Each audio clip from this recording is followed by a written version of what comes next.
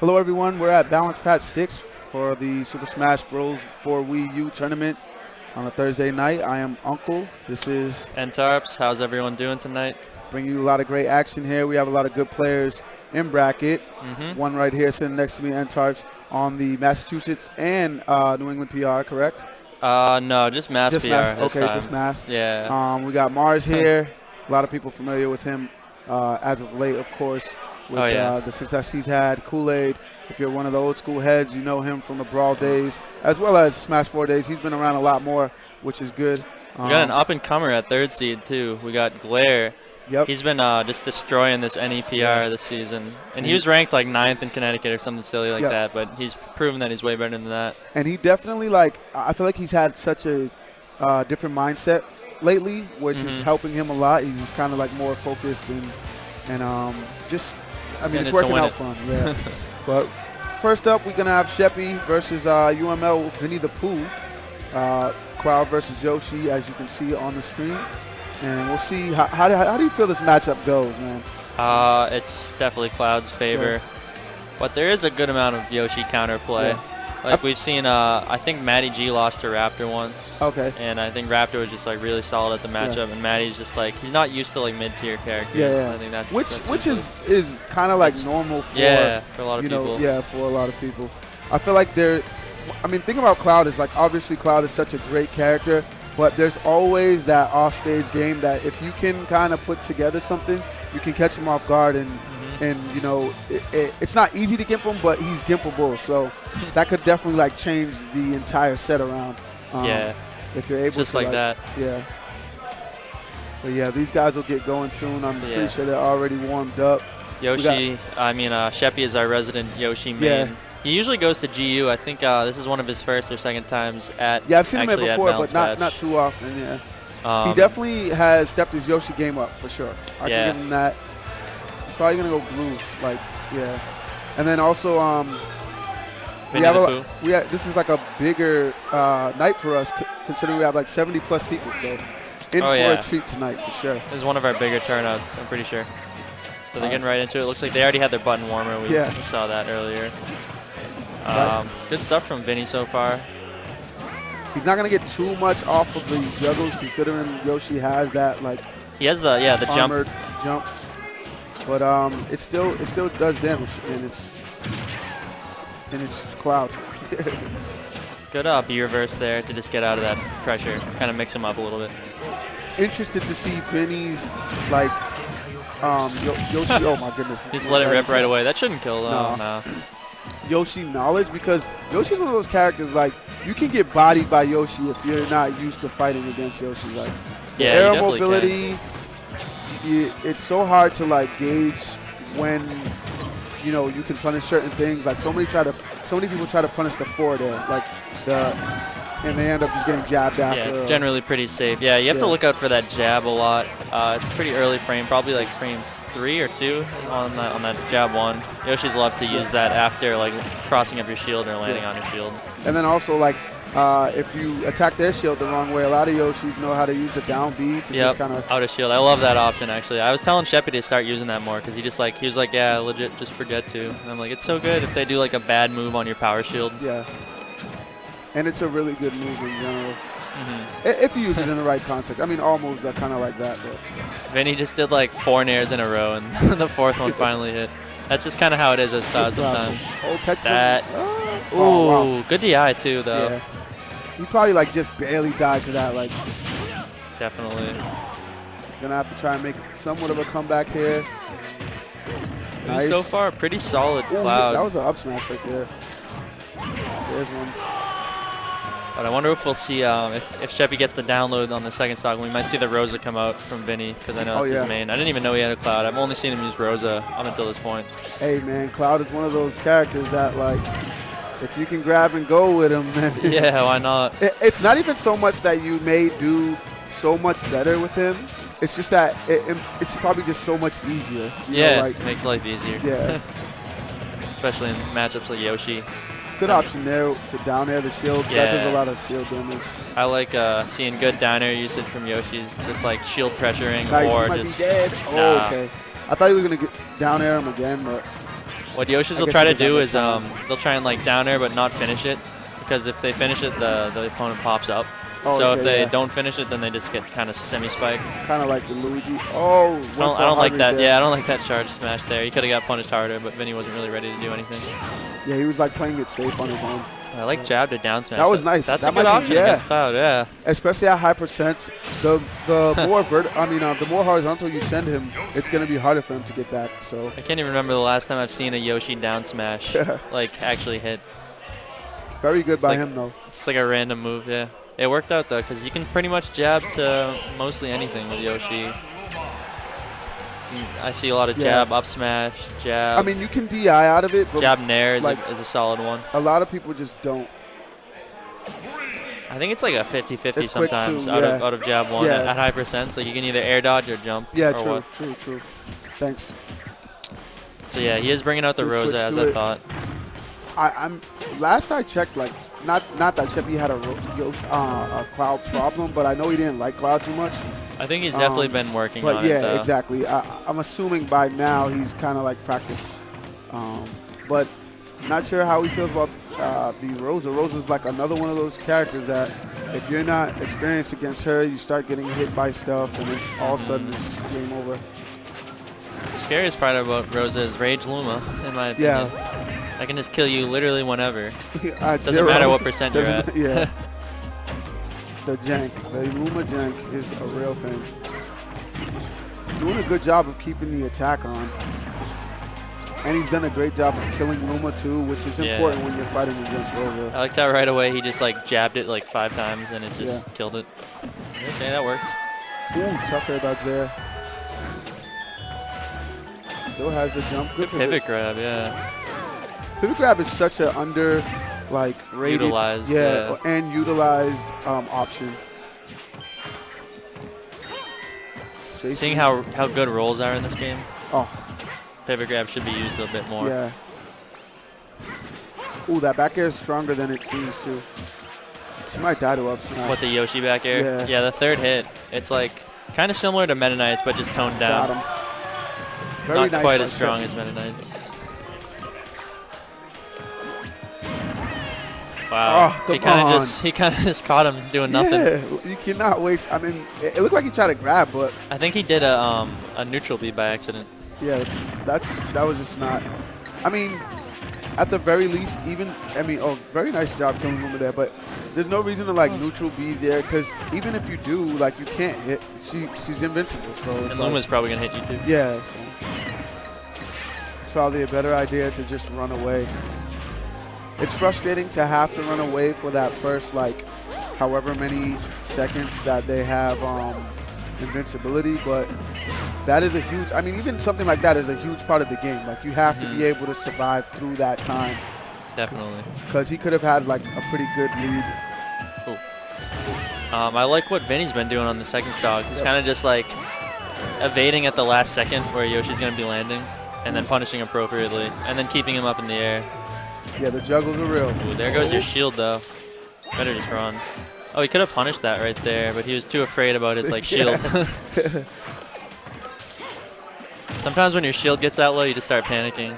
Oh, he tried to cover like 3 options there, but the platform ended up moved, moving. yeah. Just a little bit. Which is unfortunate, but fortunate for... That was good spacing right there in the up smash. Kind of weaved out and then came back in. Yeah, good stuff there. That big galactic head right there. And she's so tall. Good win by Vinny right there. It's going to go to game 3. These guys are already bringing the close sets. First set of the night, game 3. Let's see what who's able to pull it out. Ice Arrow in chat, man. How come he's never here? Where does Ice Arrow live, dude? He's living in a cave somewhere in Rhode Island. That's what I've been told. He's in Rhode Island, okay. But there's people from Rhode Island here. Are there really? I thought so, but maybe not. You think Mars, and then it's like, oh wait, he's Well, been living in Mass for For like 6 quite some months. time, yeah. Okay. It's seeming to me that he has somewhat of a download on him, but I'm not going to count Sheppy out yet. Probably should have jacked. Oh, nice jab there. Okay, gets rid of Luma. Vinny kind of playing it safe. Yeah, he's not really been doing anything when he gets rid of Luma, though. Yeah. Like, he's kind of just sitting back. Like, when you get rid of Luma, that's the time to, like, put the aggression on. And then when she's back, that's when it's probably better to play it a little safer. Don't air dodge like that. Okay, coming down. I like that. He put out the hitbox that traded, like, tanked with the Luma hitbox. Which was good. Gotta do stuff like that. Yoshi things. That's a Yoshi thing for sure. Oh, back up there. Oh, that one was nice. super obvious. Yeah. He didn't even wait or anything. Good grab. Nice shield. Get him in it. Sometimes it's like it almost seems like if you grab and you throw it, you're getting hit by Luma. Like, it doesn't matter. Like, you don't have enough time sometimes. Yeah, I don't think that neutral B is even a good option in this matchup, just because of how Luma can punish you for exactly, it. Yeah. You can even if you get Rosa with the tongue, Luma will just hit you like as he's getting turned into the egg. Okay. I do like that Vinny's not trying to. Yeah, that was smart. He kind of just played super patient, and then finally, when he saw the opportunity, he went for the up smash. He wasn't trying to punish like fairs on shield and stuff. He was just kind of getting out of it. Which is smart because that's the bait that like Yoshi's wants. Try. Smart from Vinny. He's gonna try and get as much extra credit. Oh, that was a fair there, but he just he waited for it. Oh, I like that option. Yeah, pretty good. Not enough though. I think a fair would have been. I mean, if he could have timed the fair, it would have been better. But that foot. Ooh, seems like he was looking for something, but he walked right into that. Ran into it. It's hilarious. Sometimes it happens like that. It's one of those where it's like he knew he was getting hit by that for sure. Okay, so Sheppy only 54. Okay, doesn't have his jump, or does he? Oh, nice egg there. It's funny how like little the Luma hits do compared to their knockback. Like that dare from Luma just did 4%. Oh, he's dead. I'm not sure what happened. That's unfortunate. But it is gonna be game 3, so you like to see more games when you commentate. So I don't mind seeing this. Good stuff to wait. That is. He beat him. Okay, my bad. My bad. I forgot about the switch. The first Cloud match. That's tough, man. It's tough to lose round 1 like that. I'm not sure. I'm not even sure that was round 1. That could be round 2, but because the tournament was going on for a little bit before the stream started. Vinny seemed to have some control. That was round 2. The winner of that gets to play Mars. That's fun. Oh well. It might be better off to lose that one. I've been in brackets where it's like I've made it so much further than the person that beat me in winners just because of like I didn't have to face like the gauntlet of But it's not always like that, but sometimes. Definitely. Shouts to everybody who's in chat right now. Kiro, Ice Arrow, GJ. What's up, GJ? I haven't seen you in a while. I think GJ went to a tournament recently. Yeah? That's my guy, man. That was literally the first person I met when I came to my first tournament. I'll never forget. He's always been cool to me. What tournament was that? It was Gums, actually. Oh, nice. Maybe it wasn't a Gums. Maybe it was just a weekly GU. But it was at GU. And I ended up playing. I won my first match. I played a Fox. And then I had to play Bellic. This was when like Bellic was like playing Luigi? a lot. He was going. Nah, he was going someone else at the time. Ryu maybe. Sheik. Oh yeah. Sheik. He had like phases. Yeah. He's always been nasty with it, whatever character he's used though. He's a gamer for sure. But I think he fell off a little bit. Like he came to I think BP and then he didn't do so well. I mean, if you don't practice anything, you're gonna fall off somewhat. Yeah. And especially when everybody else, like I feel like there's like a good 40% of the community that continuously practices and tries to get better, you know? Oh yeah, everyone's leveling up. Yeah, so if you're not, then obviously you're gonna struggle at some point. If you guys ever come out here to Balance Patch, we're in Boston, get a shake, because this shake is bomb. I already had one. I'm on to my next drink. Got the Hubert's lemonade. Those are bomb too. I like the. It is so good. All the flavors. Blueberry? No. Blackberry. Blackberry? Yeah. Yeah, that one's pretty good. I think the watermelon, from my experience, is the best. Okay, yeah. Out of those 4 flavors. I don't think I tried that one yet. This one's strawberry. I just haven't tried it yet. So next up we have Season. Gonna have to make a tier list out of those, out of the drinks. Huberts. Yeah. Yeah, Season. He plays Duck Hunt. Our Let's local go Duck Hunt. Season. And then we got SCG, Pikachu main. I always got to root for the Pikachu mains because I'm a Pikachu main too. Yeah, But I want both of these Season people is to my win. guy too. Yeah, exactly. Like Season's my carpool homie. Season's cool, man. He's a genuine dude, man. Oh yeah. So good luck to both One of of them. those guys that really cares a lot about the game. You can tell. Yep. And he labs a ton. Yep. He's been improving a lot. And these two are like what I speak of when I say the people who are practicing to level up. SGT and Season are like those.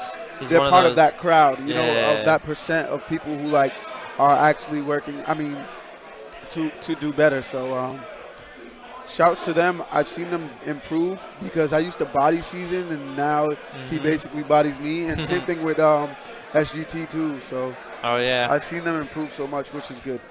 I haven't played SGT in bracket yet since he like kind of started getting above that mid-level phase, I guess. So I'm kind of worried about that when I have to run into him eventually. Sneaky, man. These guys are sneaky, dude. For sure. It almost. Okay. Frostbite.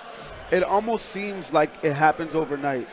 Like you don't see them in bracket for a long time, and then the one time you play them, you're expecting the old person that you faced before, you know, and then it's just like, whoa. They evolved. Yeah.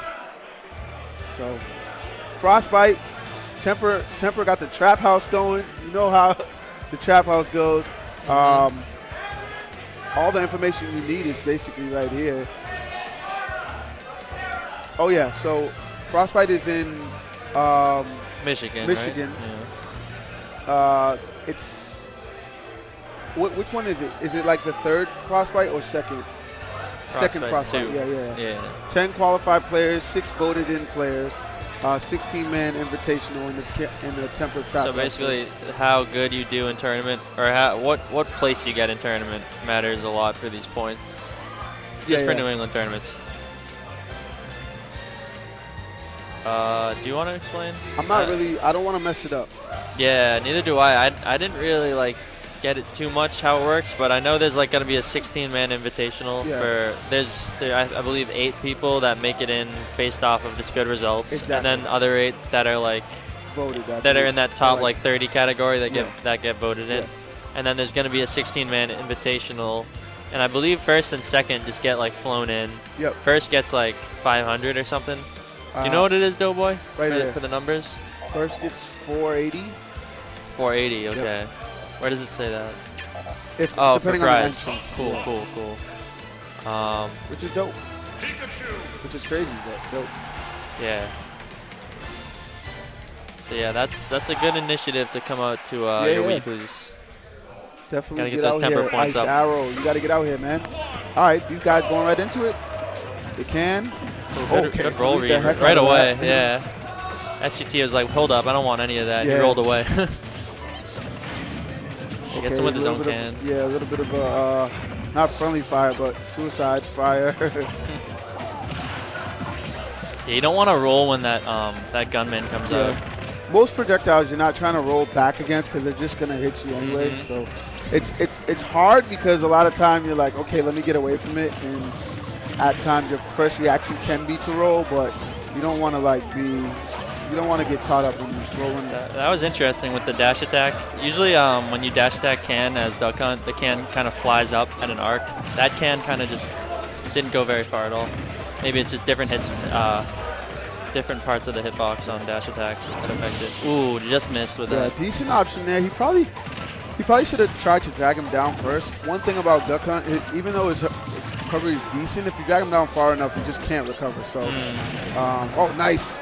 Oh, he went for the season. That's the season combo where he does down tilt into the can, into up air. He didn't trust himself, though. He at least had a back air there, I think.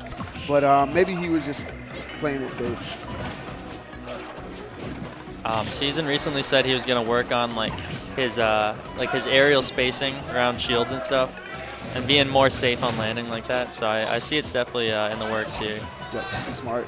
These safe landing options. Putting out the can to cover his recovery to the ledge, because it's so easy to edge guard Duck Hunt if he doesn't have like that because he doesn't have the hitbox on his up B. But the can just helps. Back throw? Okay, no grab there. Yeah, interesting up tilt option. Didn't work out for him. Up throw. Oh, just misses with the Thunder Good Dragon. DI. I mean, Yeah. that doesn't always happen. It's nice. Nice. Oh, wow, yeah. Very nice. That was very nice. That looked untechable, too. Yeah, just the way he there bounced wasn't off much the stage. that Season could have done there. And Duck Hunt doesn't have the like he couldn't have gone to the other side, you know, like Villager or, you know, some of the other characters that have like No. the If only strong Duck up Hunt B. had a proper up B. Yeah. His up B is just like not a finished move. It's like the bird gets tired. Yeah, come on. It Oh, should. nice option there. I Very wish nice they just option. let like I wish there was like a mashable up B like Bowser's or Yeah. something, so you could like get a little bit more off. height. Yeah.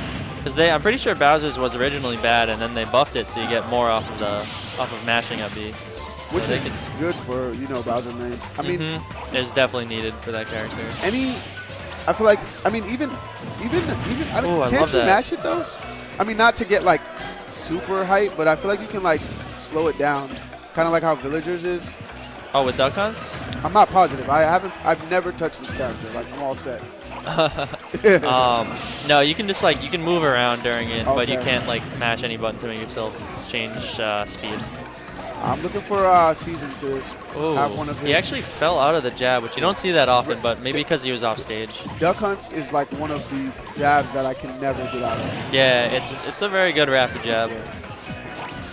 I was looking for the Season, like one of his tricky setups. Nice That option. nair was not safe. Oh, so Oh man, he tried to get him with that same nair. Season is blessed. He was. doesn't get the strong hit. Oh man, Fishing.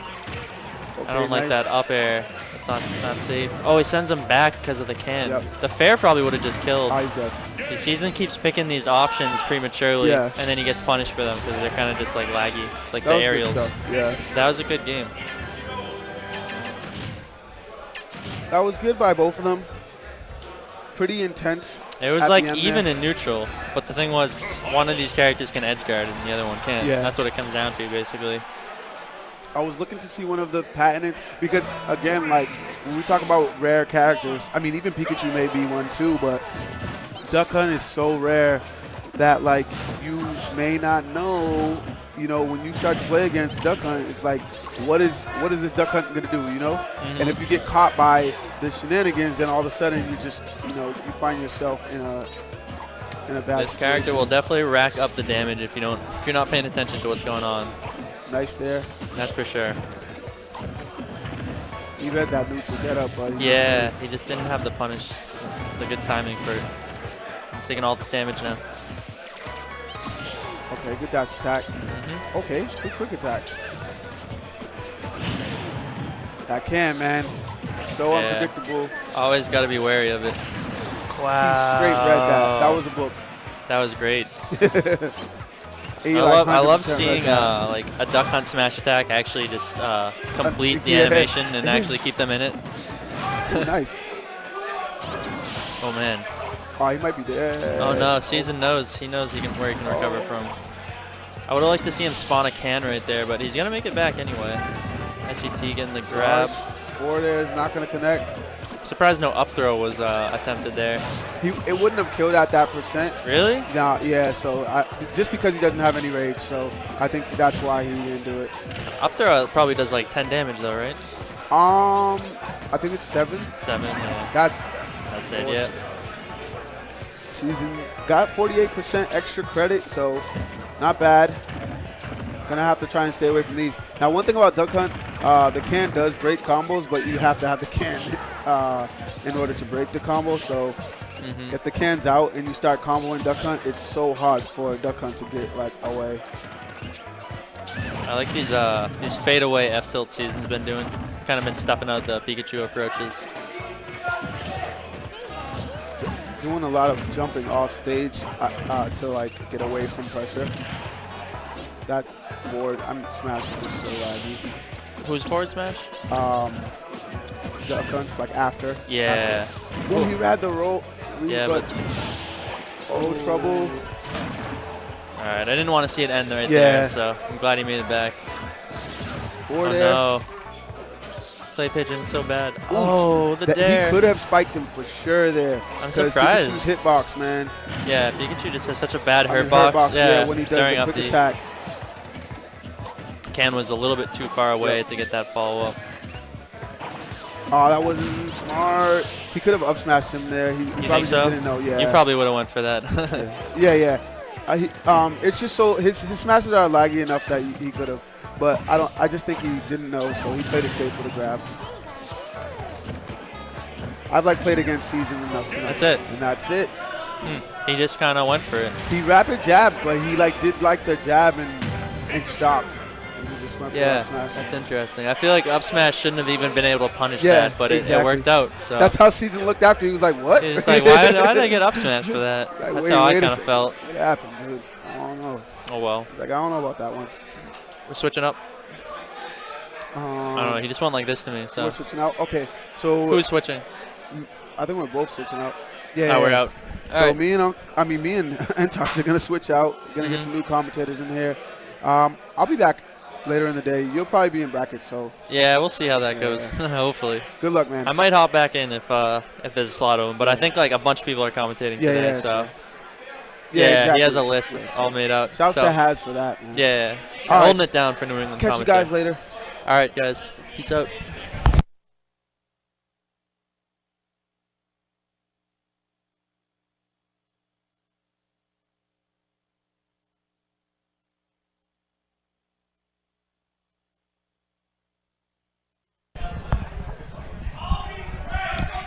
Hello, hello. How is it going, everybody? What is up? What is up?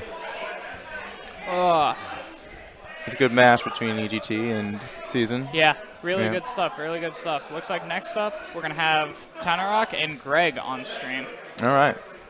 Tanarok, ever since he got here, really good Fox. Tanark. Oh, whoops. Tanark. From Korea. He's Korean. Yes, Korea. He's very proud of it too. Yes. Good. He should be. Yeah, moving over here to go to school from South Korea, so it'd be great to see Greg, New England favorite, Samus player. But yeah.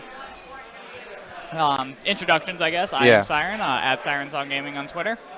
And I am Para at Para_Miles on Twitter. Awesome. Nice to make your acquaintance. Where is our monitor? Is it going to pop up? It's going to be. I certainly hope so. Yeah. Great. For now, we get to be narcissistic and look at ourselves. Oh, absolutely. That's fine. Yeah. Cool. Yeah, don't let me hog the spotlight here. Oh, trust me. Greg looks amazing. What do you mean? Greg, does he have the gunner? It looks like he has some nice gunners on. Got a nice haircut going for him. Oh, deleting some names off the bottom. Square away they go. So yeah, well, we have 70 something today. Yes, I just got here, so I wasn't sure of the numbers. Yeah. But Cact was telling me that 70 people today, which is awesome. I think that's a new high for the venue. For this weekly, absolutely. Yeah. Yeah. No, it's great to see. Recently, there's been a price change and a time move, and yes, a lot more convenient for a lot of people. A lot of out-of-state people out here today. Yes, I absolutely. See Connecticut around here. I yep, think I saw a couple people. Scott's here from Connecticut, I believe. Yep, I believe his brother Glaire is with him as well. Yes, yeah. So yeah, just really good stuff. The team here doing a lot of good work to bring us a quality weekly every week. So Greg using the O2 Trash tag bold today. Setting the standard. Hi, Greg. Yes. So yeah, staying with the Samus. Tanark still haven't done anything, but thinking about something. Yeah. He's talking to someone too off screen, but I guess we'll see after. Can I see from here? No, I can't. Oh, no. Oh. Okay. Fox. He's thinking. This will be, I actually haven't seen. Okay, yeah. Okay, all right. Tried and true Sonic, so. Yep. Let's see. Starting off at Battlefield, and we will get underway. All right. So no button check coming right in here. These guys probably fresh off their games. Nice little conversions from Tonarch, some standard block stuff, getting Yep. the drag down forward air. Yep, getting that early lead. No percentage. Oh, there we are. Forward air missing there. Greg air dodging through it, but you know, Tonarch just keeping that pressure off the stage. That up is going to come in handy if he uses it correctly to get out of a lot of stuff. Yeah, knowing Greg, Yeah. he will use it plenty. Right. Nice pratfall jab, but not getting anything off of it, unfortunately. Not quite going to kill there. Nope. Nope. And there we Excellent are. Catching him pressing button pretty much. Yep. Tonarch really doing a good job of keeping stage control here. Yeah. Controlling airspace really well too. Yep. Not really, you know, not really falling for up B or Zera tactics. I like how it took a moment there to not come in waiting for the up B out of Samus Yeah. on the edge there. The reflector. Shine there, turning. They get They're off using me. A lot of up Bs here. Interesting. Yeah. Nice little conversion there. Not quite getting anything. Yeah, off. didn't get all that nair there. Oh, gets the air dodge right into the yeah, up B, and not quite gonna kill, though. take it yet. Yep. The one hit. Not Alright. getting the foots to the left, unfortunately. Greg going for that up B. That again. time he recovered safely to the platform. Yeah. Not quite yet. Oh, Yeah. thank you, Sagar. I have noticed Greg isn't using a lot of projectiles, so he knows that shine yeah. is just gonna actually not work out in his favor. It's just Fox is on you so fast. Do you really have time to like as long as he has? Is he gonna attack that? Oh wow, what attack! What an attack! That was a really good one. That's but I so guess as a Fox stressful. player, you know they have to sit I mean, there you and have just to. lab, That's yeah. that's your game. Forward tilt's almost taking it there. Shows Yep. the percent they're at. Greg letting him Samus back at on max stage. rage. That's gonna kill. Up B, going to Yep. take it finally. Crowd popping off a little All right, bit let's for see Greg. if we can bring it all the way back here. Forward throw. Forward throw might have killed them. We have The a crowd, yeah, very biased. Ooh. Oh, I'm seeing the taunt come out. The up B. Ah. Fades all the way back. No kill throw. The taunts are real. Tonarch feeling himself. Oh, but he has to be careful. Shine Spark on a fast faller might happen soon. What do you? Keeps Crazy. going for that up B. Up tilt's not quite going to take it yet. Greg got one. Nair? Wow. The fresh Nair at like 184. Yep. Okay, so there's a start. Fun game one. Tonarch, Yeah. you know, really feel himself. So Yeah, no, even though like he struggled to finish it, it was solidly him the entire way. yeah. Yeah. Kept stage control, really good offstage pressure, and even Greg, I think next game can do a really good job at punishing Fox more offstage. Yeah, really. Fox up B, not a good, you know, recovery option. No. Trades with a lot of moves, and it hits you up when you trade with it, and you can hit him very easily down. So Right, I'd exactly. like to see that more from Greg, and maybe a few less up Bs. Switching to Lucina now. Taking it to Lilat? All right, Lilat. Lilat, you know, not bad for Lucina, but definitely Fox can struggle on it. You know, the tilts can really mess up his side B. Yeah, absolutely. And Lucina has that nice platform coverage. Wow. Up tilt's not quite converting, only getting 2, but still. Greg doing a much better job at There you fighting go. back for stage control. Yep. Just needs to stop getting juggled as much. Good counter there to break the combo. Ooh, shield break Almost almost shield comes break through. there. Yeah. Yep. Gonna have to watch for that. I think his use of up B here to break out of the untrue combos, because it's really strong to get out of the combos with. Fortunate That SD is there, really going way too unfortunate. deep. Yeah. Looking like some 41 here. Went too deep. Tonarch doing the special Fox taunt there on Lilat, which is pretty cool. I actually haven't seen that before. Yep. Nice drill up there. Oh no, Doesn't getting quite the get the last hit. footstool. Yep. He was lucky too there. Sage was tilting down, but he waited just Good in weight time. there. Yeah. Knowing the counter was going to come out. Not having a jump there, Oh, though. all right. Couple instances of slop off stage here. What is happening? Tonarch using a plethora of variety options. Ooh, Oh! almost catching it with the forward smash there. Tonarch, you know, bread and butters. Yeah. Up there. Yep. Nice job laying behind Fox there. Tonarch really needs to be careful there. Lucina's forward smash is very powerful, and with rage it can be deadly at this percent, especially on a Yeah, both of these characters are at kill percent. That's Wow. Smart up B there. Oh, what are you the up B doing? special. Crazy. Greg being a big fan of the up B.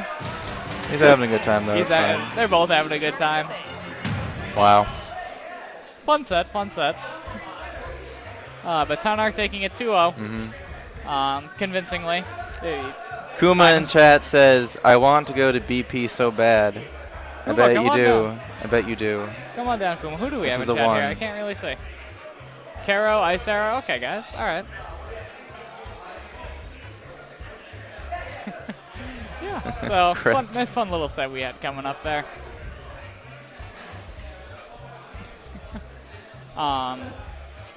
So yeah. Good stuff from Tarnark. Yep, You know, yep. Pretty proving solid usual Fox stuff there. Just taking control of the stage and exploding shield pressure to the max. Yeah. Some really nice weights though. I think a lot of Oh. Foxes just, it's hard to ease off the gas pedal just because you can be so overwhelming and you just run into the dumbest. Yeah. So nice, you know, picking your moments to wait for. Obviously, he was adapting to Greg's tendency to up B out of stuff. Yeah. With both characters. Yeah. Also, Fox mains tend to have like a infatuation with the A button. They just love mashing the A button because Fox's A moves are just so good. But Yeah. you know, Tarnark realized when the situation was to wait and when to go in. But we're having a great set coming up on stream here. We have Plays versus QWO Captain Q. All right, this should be good. These two have played a lot over the past couple months. This will be DK versus Olimar. Most likely. Most likely. Q has been messing around with a couple other characters, as had Plays, but I think they'll both stick with their mains here. Okay, cool. Just in terms of character, Q does have the advantage. Olimar doing a really good job of keeping DK out. DK being a big character gets comboed a lot by Pikmin. Right. But Plays has an explosive play style. And Okay. apparently Flat Zone X is our choice of stage today. Probably just doing a Good quick button choice. check. Yep. Yep. Some inside scoop on what Plays gets up to. I ran into him last night at IHOP at about 3 a.m. Really? because that's where I work. And okay. I was just like, hey, burn the midnight oil. It's funny. He, yes, I go to school with Plays, actually. He just Oh, graduated. okay. I go to UMass Boston. He just graduated last semester. So Plays right. and I, you know, we play a lot together because we know each other. So, That makes sense. yeah. Plays is known across New England for his very explosive play style. A lot of unorthodox options that end up in you getting spiked. Yeah, pretty much. But Q, very consistent Olimar player. The Stickman tech I saw him working on Twitter. So I want to see if maybe he'll try to implement that in this match or Right. maybe just wait. But it will be interesting to see because I have not seen it used in bracket before. Starting off on Lilat, interesting choice. I would choice, imagine yeah. this is Q's pick. I don't think Plays would have wanted to take Olimar to Lilat. Yeah, though up tilt really covers the platforms nicely Yeah. for DK. I imagine he's trying to, keep Olimar in the air, but so far it's been the opposite. Yeah.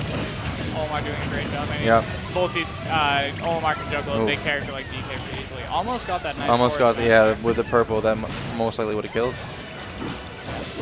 I think what's going to be the big determinant of this set is how well can Captain Q cover his lackluster recovery. But it doesn't matter if That's you gonna just keep wrap it, stage yep. control Yep. the entire time. A great forward smash coming in Yeah, off gets the the down spot throw read. dodge, read, air dodge. That too, how he lands well. Because Olimar also a character who lacks landing options. With the and- clap back, yep, on the platform. Yep. So That's nice what it's even going to game be. again. It's going to be who has stage control, who can keep the other person in the air. Really good jab grab there. Gonna get a couple up Yeah. airs off of this. Quick 41%. Plays likes that up B on stage a lot. He does. He does. He has It's- a lot of unorthodox Yeah. things that he will do. Q just gonna try to keep him out. The reverse giant punch. Destroying that wasted yellow. on a Pikmin. That poor Yeah, Pikmin that did poor not Pikmin. deserve. Does that what mean we came can to skip him. yellow in the next rotation? Because that one is not as useful. You know, Captain Q is gonna be trying to get that double purple to Yeah. get his confirms in. Right now looking at double red, which isn't that bad. Ooh. It'll be some nice chip damage for him. But, you know, That's going going to do it, yeah. Really good job there. Q Yep. used forward smash there. He had been jabbing and kind of like jumping around a lot, but Right. he just, forward smash like, hey, you're not going to run up and shield Yeah. me. You're going to try to run up and grab, so I'm just going to forward smash you for it. I thought Plays had the jab to grab combo there, but perhaps it was the rage that just didn't quite happen for him. Maybe. Yeah. bringing him to Dreamland, one of Plays' favorite stages. That makes sense. That top platform really extends Ding Dong's percent a little bit. Yeah, really.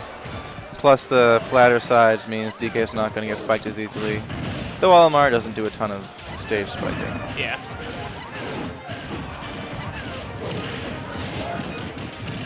There we go. I like that at the edge. Plays learning that Q does like to recover high, so you might want to watch out for that next time. You know, Plays will exploit your recovery habits as best they can.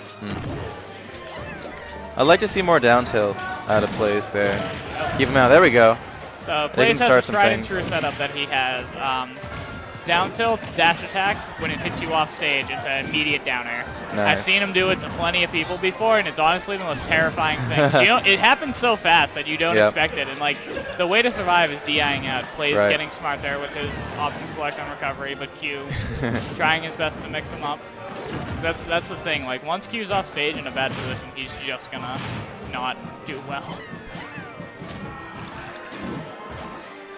Plays putting himself in a really bad just position really there. throwing a little bit of Throwing urgency hitboxes. coming. Good DI there. Yeah. Both characters with plenty of rage.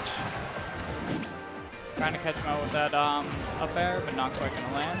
Yeah, up air from even the ground should kill here. That's going to do it. Jab The up pivot. tilt. Yep. The pivot up tilt. Very nice Good stuff. combo.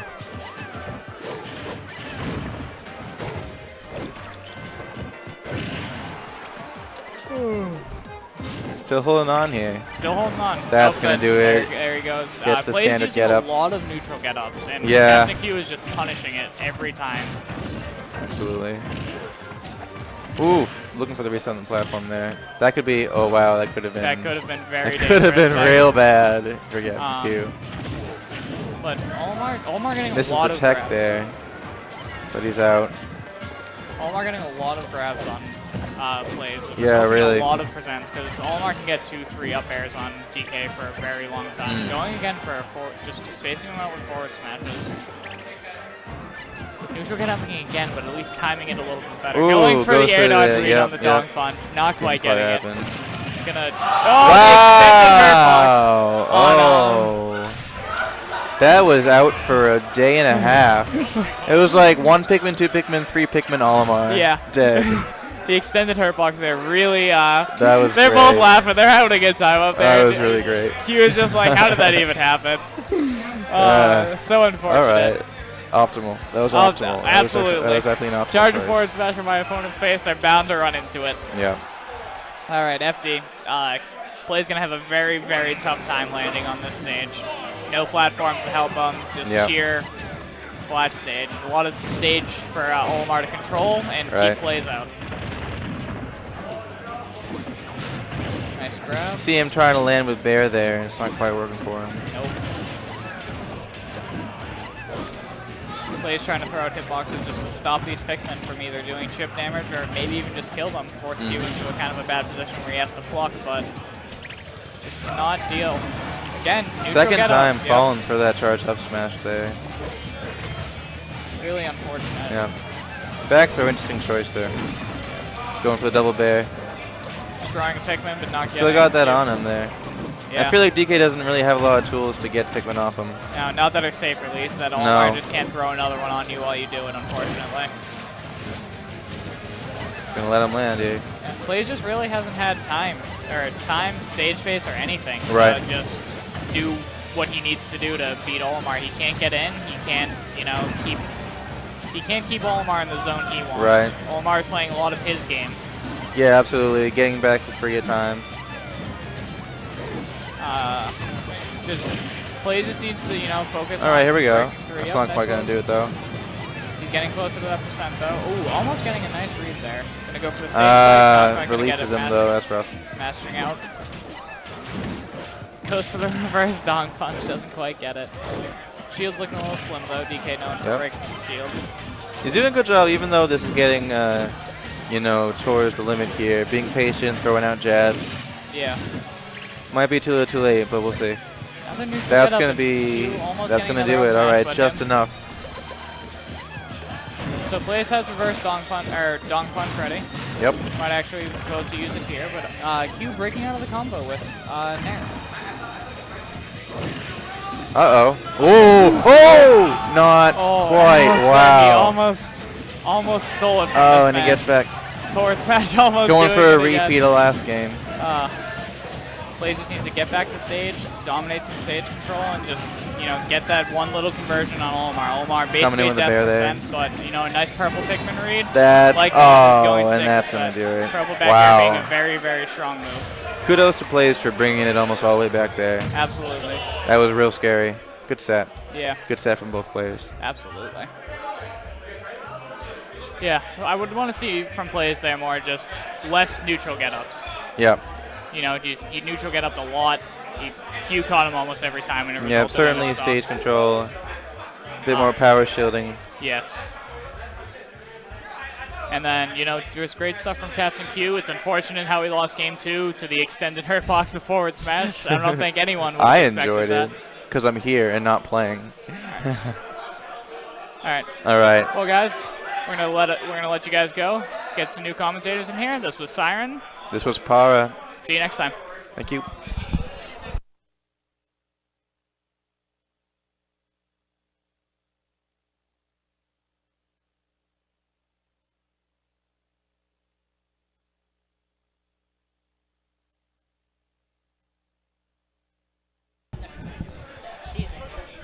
With Moog, what's up, party people?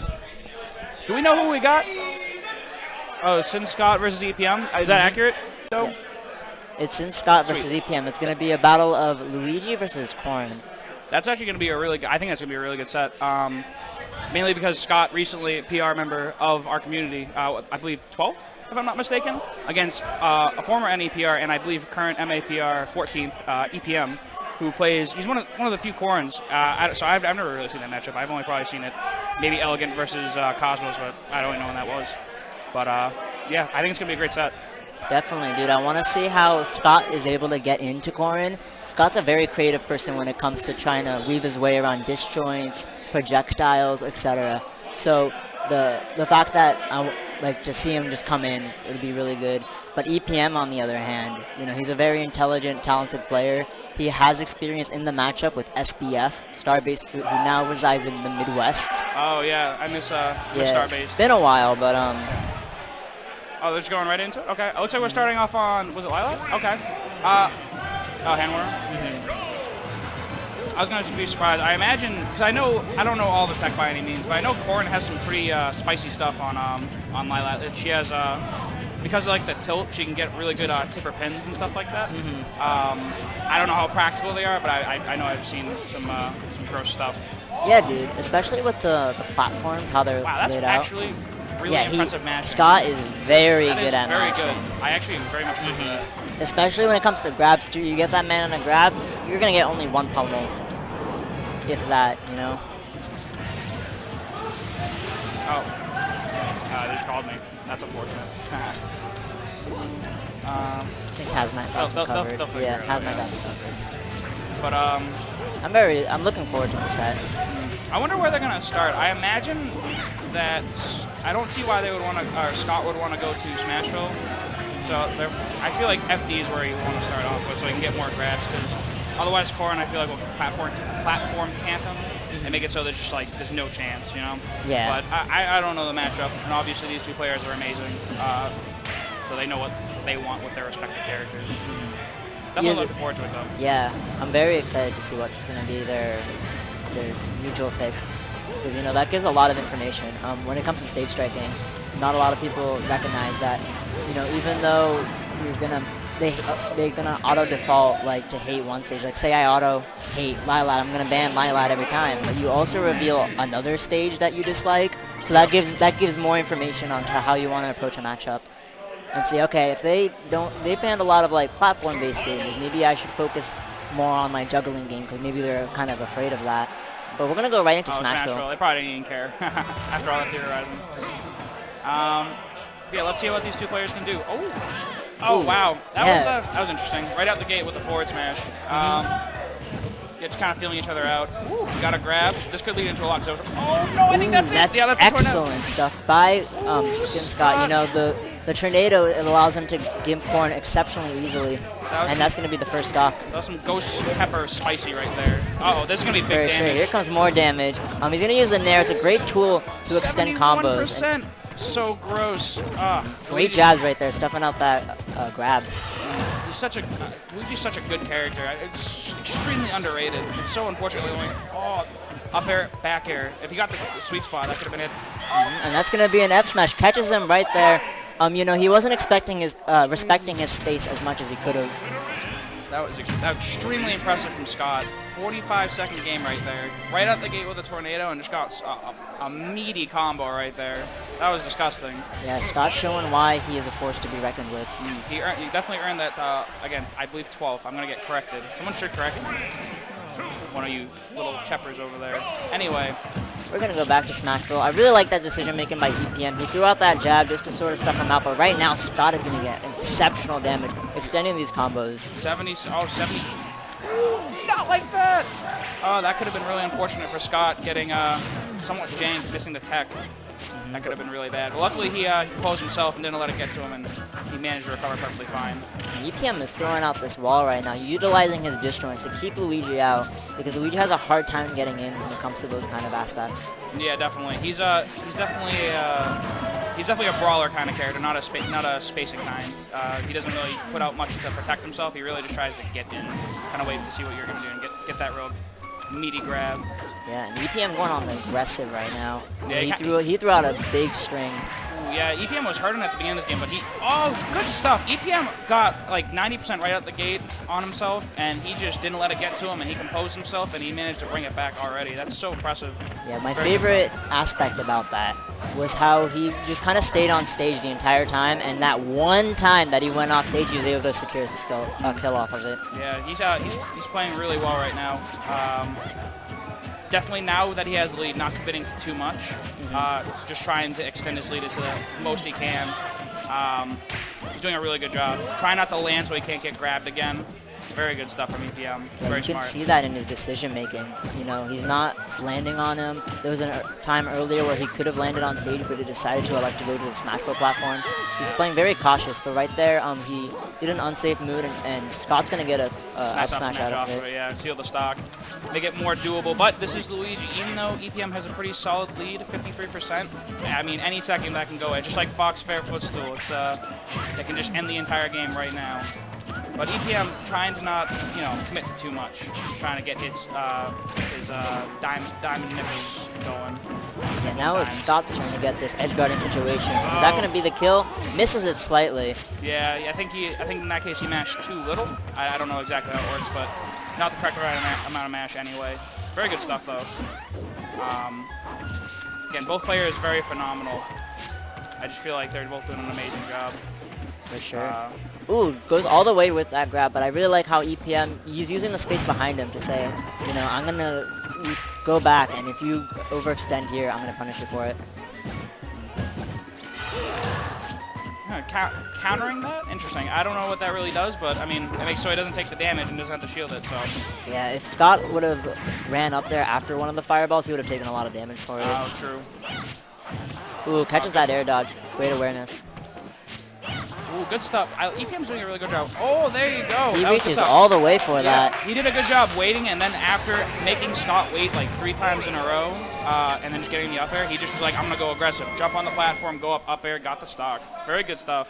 Yeah, what I see from EPM is that he has those options in the back of his pocket, and when it comes to the moments that he can get the kill, he's going to utilize them. You saw that when he went off stage for the back air, when he went super high for the up air. I think he's conditioning him. We're going to go to FD.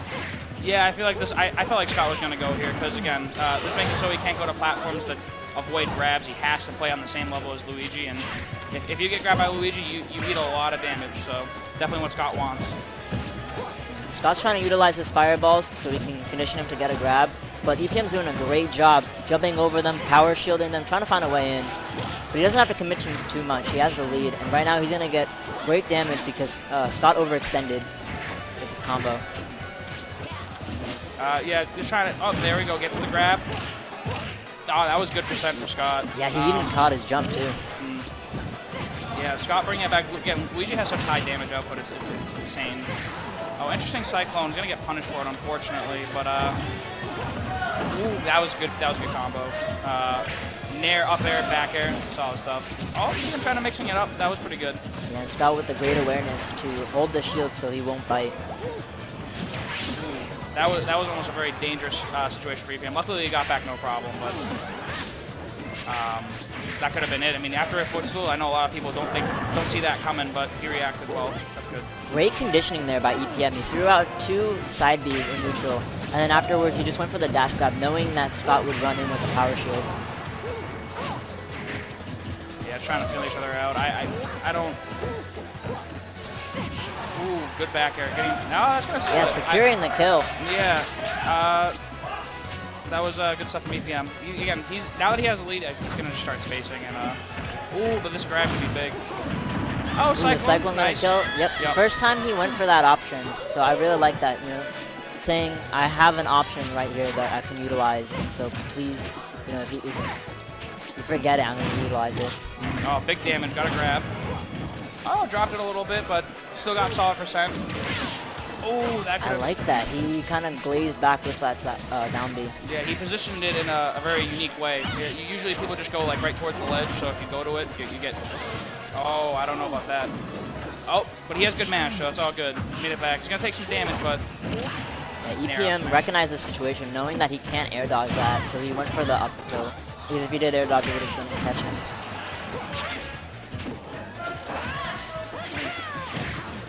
Gotta flying around. Yeah, kill percent for EPM. Still 100% doable. Ooh, he's gonna cost him to burn his jump. no! And yeah, I feel like that was the fear of the F smash coming his way. He wanted to mix up his timing, so he went for a fast fall, and unfortunately that wasn't enough to get him onto the ledge. Yeah, so he's going to take it 2-1 Scott favor. Yeah, that was tragic. Unfortunately, everyone SDs, you know, it's very natural. Even the best of players, such as EPM, you know, you just can't help it sometimes. You think you're going to you think the buttons you're pressing are the right ones, and then it just doesn't work out. But, you know, is what it is. He has to shake it off. I mean, he can still go very far in bracket, so Definitely. I hope he doesn't let it get to him. He's a very talented player. Definitely. I feel like he will have no issues at all bringing it back to a place where he wants to be, possibly getting the run back on Scott. Oh, yeah, definitely. I mean, I don't know what losers are looking like, but, I mean, again, very solid player. He can definitely do it. We have a lot of people today, speaking of. Yeah, you 50, know, what? 70-ish. Oh, jeez. Yeah, it's stacked. When I looked, it was 67. That's amazing. I'm surprised because this is like the winter period, or like it's the fall going into the winter, so there's not a lot of people coming to events now. Well, thankfully, I mean, this is in Boston, so that's what I felt like the big issue was, because, like, I mean, I don't know how the exact distance, but it's probably like a 40-minute drive from Boston to GU. I mean, because they used to get those numbers no problem, but a lot of the people that went were Boston players. Now that we have a tournament in Boston, they're probably going to migrate over here, which is great, because, I mean, we get to see people we haven't seen since, you know, last soft, like, Neko, A2 plays. He didn't really go to anything besides Gums. Game 7 is a big one for me. You know, he was a definite soft fiend, and the fact that you know we get to see him on. I don't think he's here today, but he attended a couple. He attended last week. It was good to see him. Small loan, another one. Yep, SGT. SGT, yeah. Yep. SGT goes to COF now. Not exactly a paid bracket, but it's a great grinding location for the players in Boston. It was definitely that kind of band-aid fix of, hey, we don't have a place to grind, so here's a location that we can utilize just to at least get better. Yeah, definitely. One thing I love about Boston tournaments, or like, you know, New England in general, I don't even know why I said Boston tournaments, but it's just so great because we're all one big happy family with a bunch of great dads such as Doughboy, you know, Hazmat. Hark, man. Yo. Who? Shoutouts to Hark. I miss Hark. Oh, I miss Hark. Yeah, he unfortunately is on break right now. He has a lot of work. Yeah. But when it comes to the deep winter spring area, that's when he emerges. He goes to everything. It's like opposite of hibernation. Instead of sleeping throughout the winter, he sleeps through the summer and wakes up for the bad weather. Exactly, dude. Oh, why would you say that when I'm here, dude? Come on. You're gonna make me blow it, and it's gonna be more your fault than mine. Yep. Okay. I can't believe we just did that. Whatever. Anyway, it's all yeah. good. I wonder. Is this Tannock versus Hero? Nice.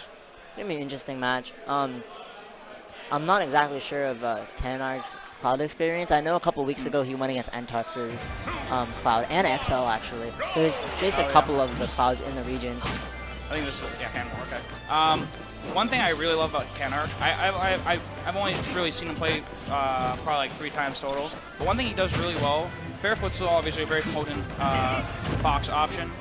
But any situation where, oh, well, I was going to say like right there, but then he got pistol.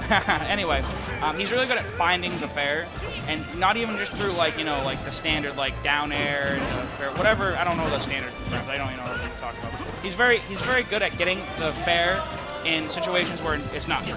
Like he's very good at like just putting the fear in your face and just getting, like right there, he just did up tilt into fair footstool.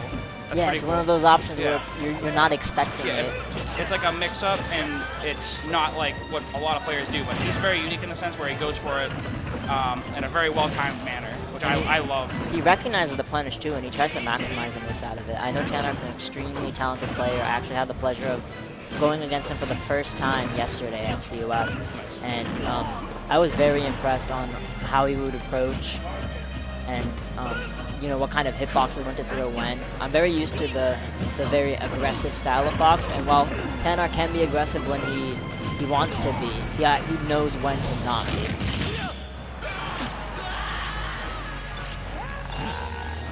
Fox screams like such a weenie. I miss the old Fox for yeah, Brawl dude.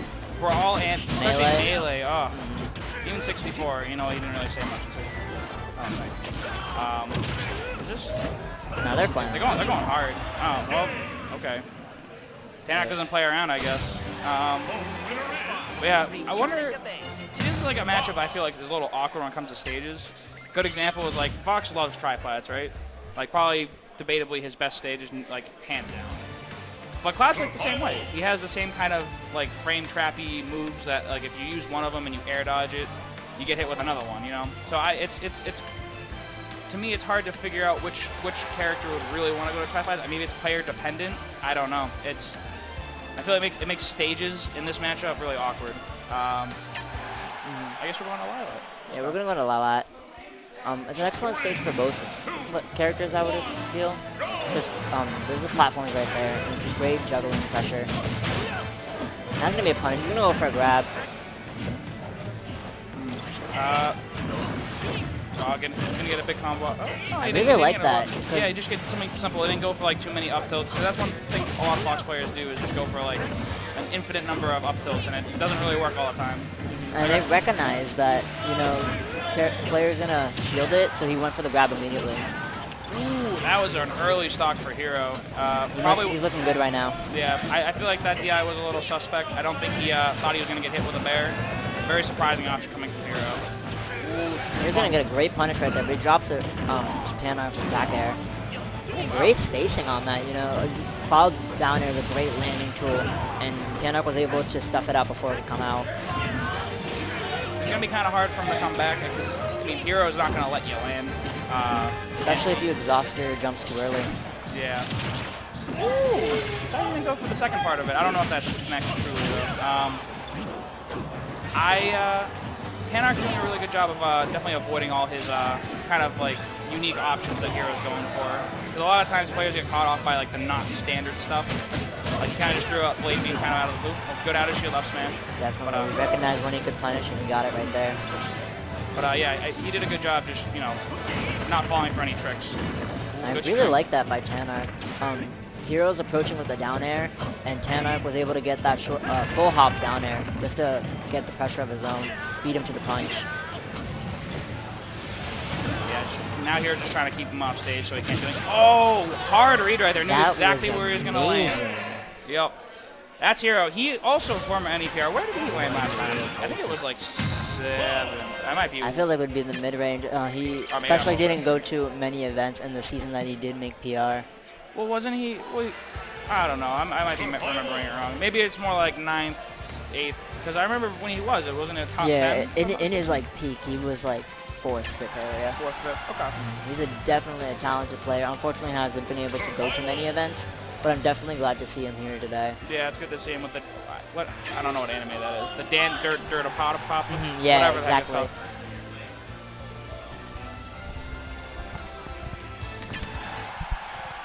Like so. Good. Okay. All right, we're gonna go to Town and City, and he's gonna attack on the laser damage. Yep.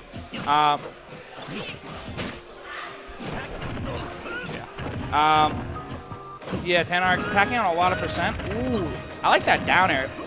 That was so gross. Oh, not dead though, but that was a really good idea. Yeah, he tacked on so much damage, putting that pressure early, and he hasn't dropped, a single percent yet.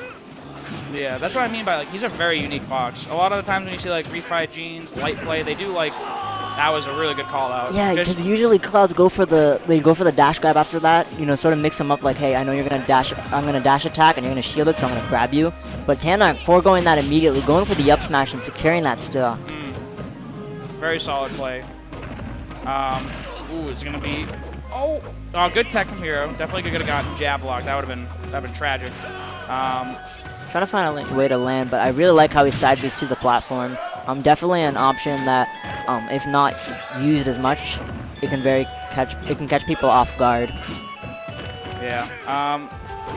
One thing I like that Tanark does, he gets out of the standard like, oh, up air, like trying to get you with all that stuff. He just side Bs away and just like, I'm not gonna like. Ooh, great stuff right there, abusing the fact that he was slightly spaced away from the forward air, and he's gonna get that disjointed down air just to stuff him up. That's a he saved him. No, and he got killed for it. That was so tragic. Amazing. That was a whole bunch of craziness. That was so unfortunate. Oh no, that was an unfortunate way to go. That was such a good set, and then that was still a good set, but that happened. That's a gross way to end it. Right now, Mook. Yep, that was so unfortunate. He had it, but he was falling down. He was like, oh, I have to recover, and he just probably didn't think that he was gonna hit him, and he just scooped him up, and then the Firefox clipped him, and then he couldn't. That was so sad. He was playing so well too. He was definitely. He had that tremendous early lead. Yeah, he got killed, and he was only at like 12%, something like that. But he managed to bring it all the way back and make it an even game. He had him dead to rights, and he just saved him by accident, obviously. You hit.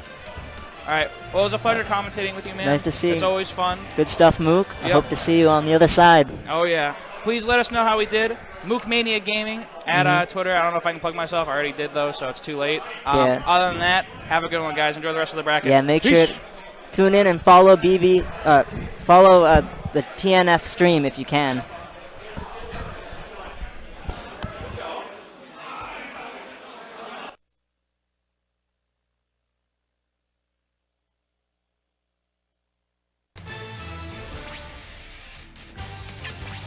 Hey, what's up, everyone? So that happened.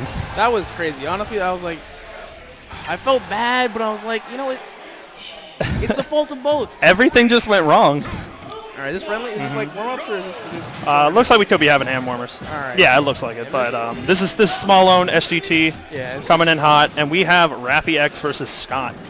Yeah, honestly, this could go either way. Scott's been doing some really nice stuff in the past. He's just working his way up. He's getting really good plays in the tournaments. Yep. But again, Raffy's going to defend. Raffy doesn't want to lose to Scott. He's not ready to lose to Scott. No, because I feel like this matchup is it's interesting because I feel if Rob can kind of wall out with Gyro, you're what can Luigi do? He can try and like clank with the projectiles. Exactly, but like because Luigi's whole thing is that you have to approach him, but Rob is like no. Yeah, Rob doesn't have to.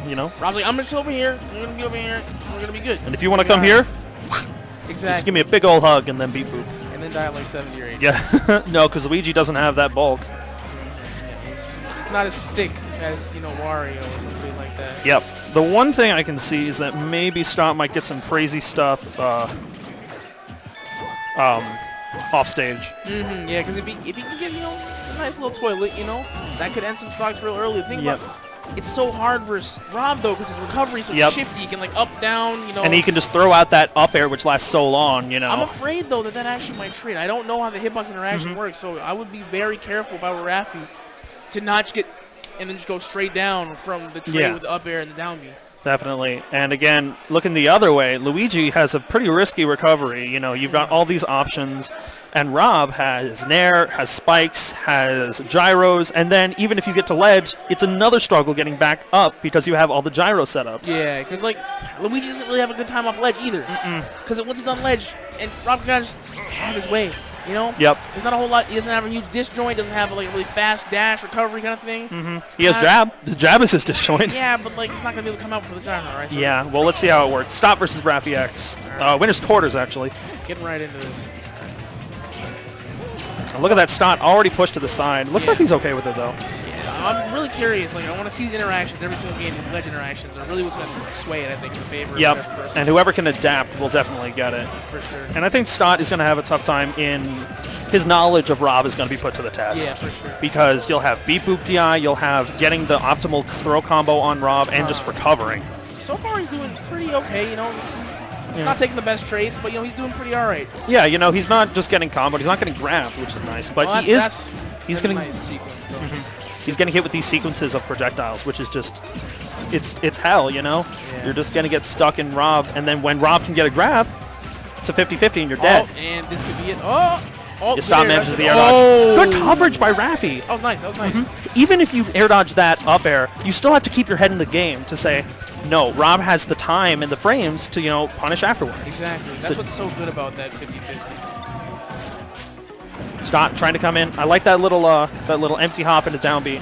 But again, it's going to be a lot more than just winning neutral with one hit. Thing is, he just really needs to get it. He needs to get a grab. Oh, there it is. just as I say. Off stage.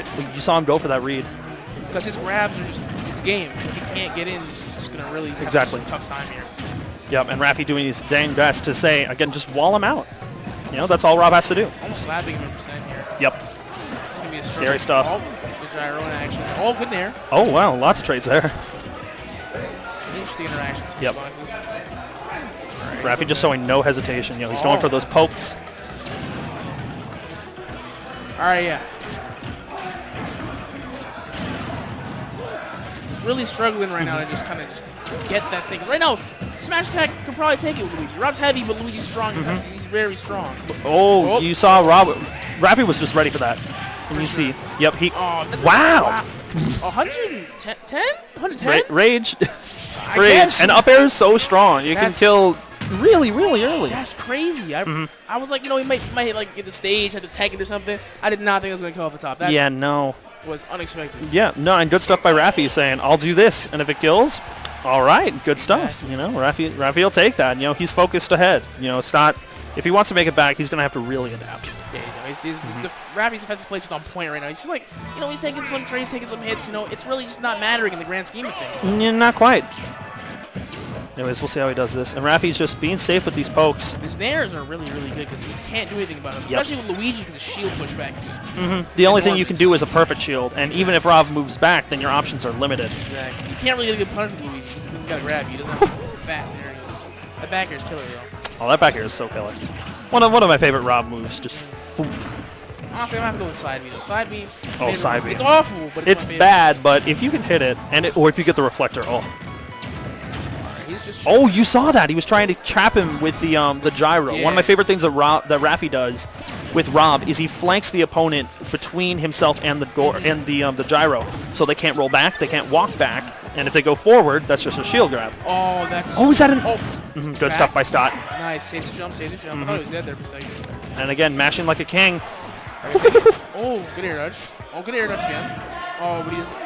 Okay. Yep, nice. good stuff. Respectable match. Respectable match. And he kept himself low so that Raffi couldn't interfere with his recovery as much. Well, that nair's gonna connect Stott's keeping this a lot closer this time. for sure. Oh, good stuff with the jab. You know, jab's a humongous disjoint for no reason.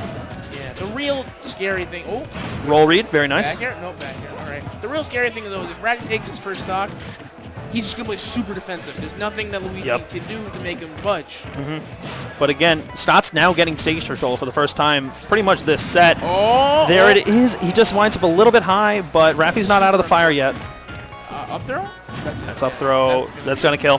That's rage. It's high percent. That's gonna be it for you. Yeah, but Stott in a much better position than he was last time.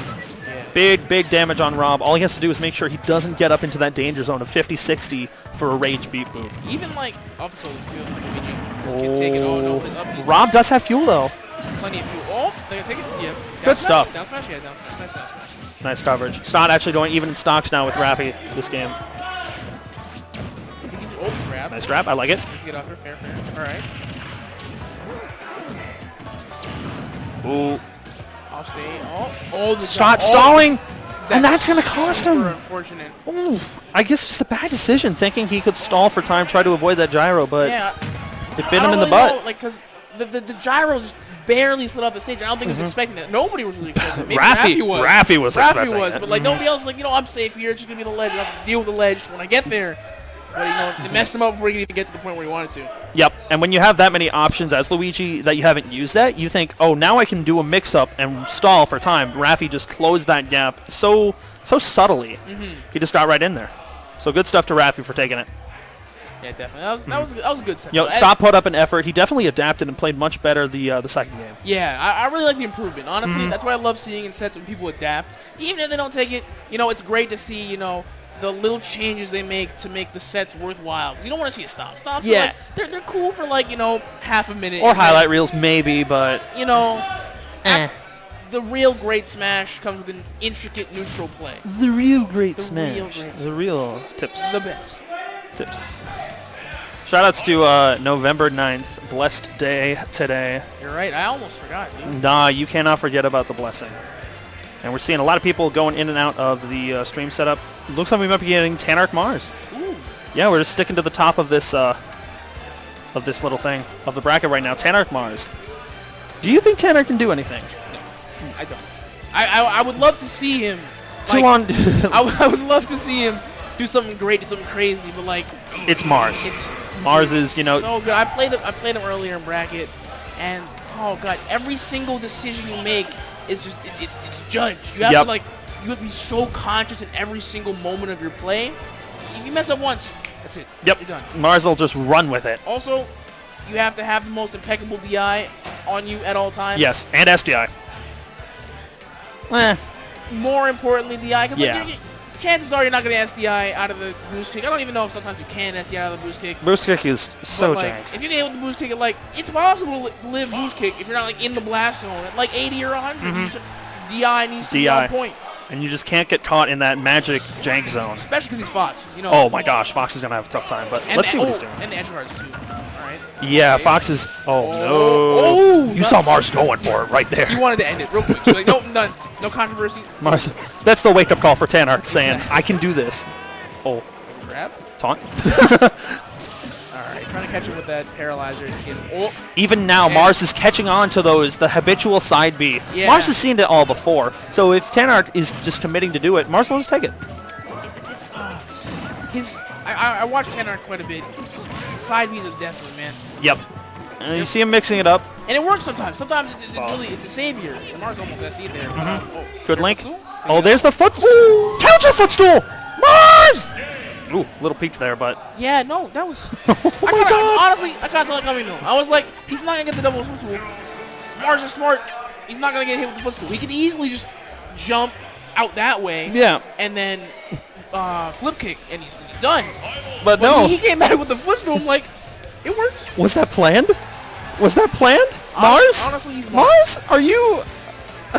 How many layers of Zero Suit are you on? He's on at least 5 right now. 5 or 6. 10 is you're surpassed everybody. Yeah, Mars isn't even releasing his true power yet. He hasn't found a worthy challenger. Well, let's see if Tanark can clean up his play and just avoid those amazingly early deaths. That was kind of crazy. Ooh, that grab would have been amazing. Oh. Messes up the flip kick. You see Tanark really wants these early stops. He really does, because he knows that, Oh my gosh, what? 77? Dude, that move is so... Yep, it's so strong. And it lasts for long enough that it can catch you Yep. if you're not careful on that ledge. Tanark actually catching Mars, sleeping a bit in shield, so good stuff to him. He's really good about getting those grabs. Yep, and about those up tilts. When he approaches, he's really good. Ooh, a little bit of string of damage. Tanark now actually succeeding in neutral for a bit. Okay. Perfect shield gives him that punish. Mars lands free there. I would have liked to see something from Ooh, Tanark. pressure. Yep. But again, Mars has those auto cancels. Oh, creative punish. I like that. He actually did that to me. Cute. Because you can't grab. You can jab there, but that's just more damage. Yep. Why not? He's really looking. Oh, man. I'm noticing Mars is just looking for those paralyzers, down smash or neutral B, where as soon as he gets back to the ledge, that's it for you. Good air dodge by Mars, you know, predicting where Tanark is going to take that juggle situation. Oh, my gosh. This could be it. Up air. Oh, no. Nah, he's just going to leave him off with one up air. Interesting rogue nair from Mars. You know, maybe he was predicting just a fall down. Yeah, all right. But nice up smash, you know, out of shield, gets the turnaround. That's not safe. That's not safe. Is he going to bring it back? I don't know. He could. It's Fox. No, he definitely could. If that Ferris footstool works, it could happen. Even if he doesn't have a footstool, Fox's juggles are so dumb. And Like, Tanark they're is so actually... good. And Tanark, his knowledge of what he can extend on is great. Oh, the grab. Nothing off it. Yeah, he's not overextending, and he's getting some good neutral wins, which is just pivotal. Oh, Hello, that's not it, but... And Mars did a... Ooh. DI? No good DI. DI. No, that wasn't really a threat. Oh, Mars. Yeah. Yeah. Honestly, I like that set too. Both past sets have been great because you're seeing the adaptation, even if you know. Even if Yeah, you know, good stuff to Tanark, you know, being able to adapt and actually take that stock off of Mars, you know. All solid stuff, you know. He wasn't going in expecting to take him out, you know. It's not like just taking out the trash. No, it's Mars. Yeah, exactly. You know, Boopy Tyler, but... Anyways, we're going to swap out, get some more commentators in here. Hope you're enjoying Thursday Night Fights. It was a pleasure. Of course.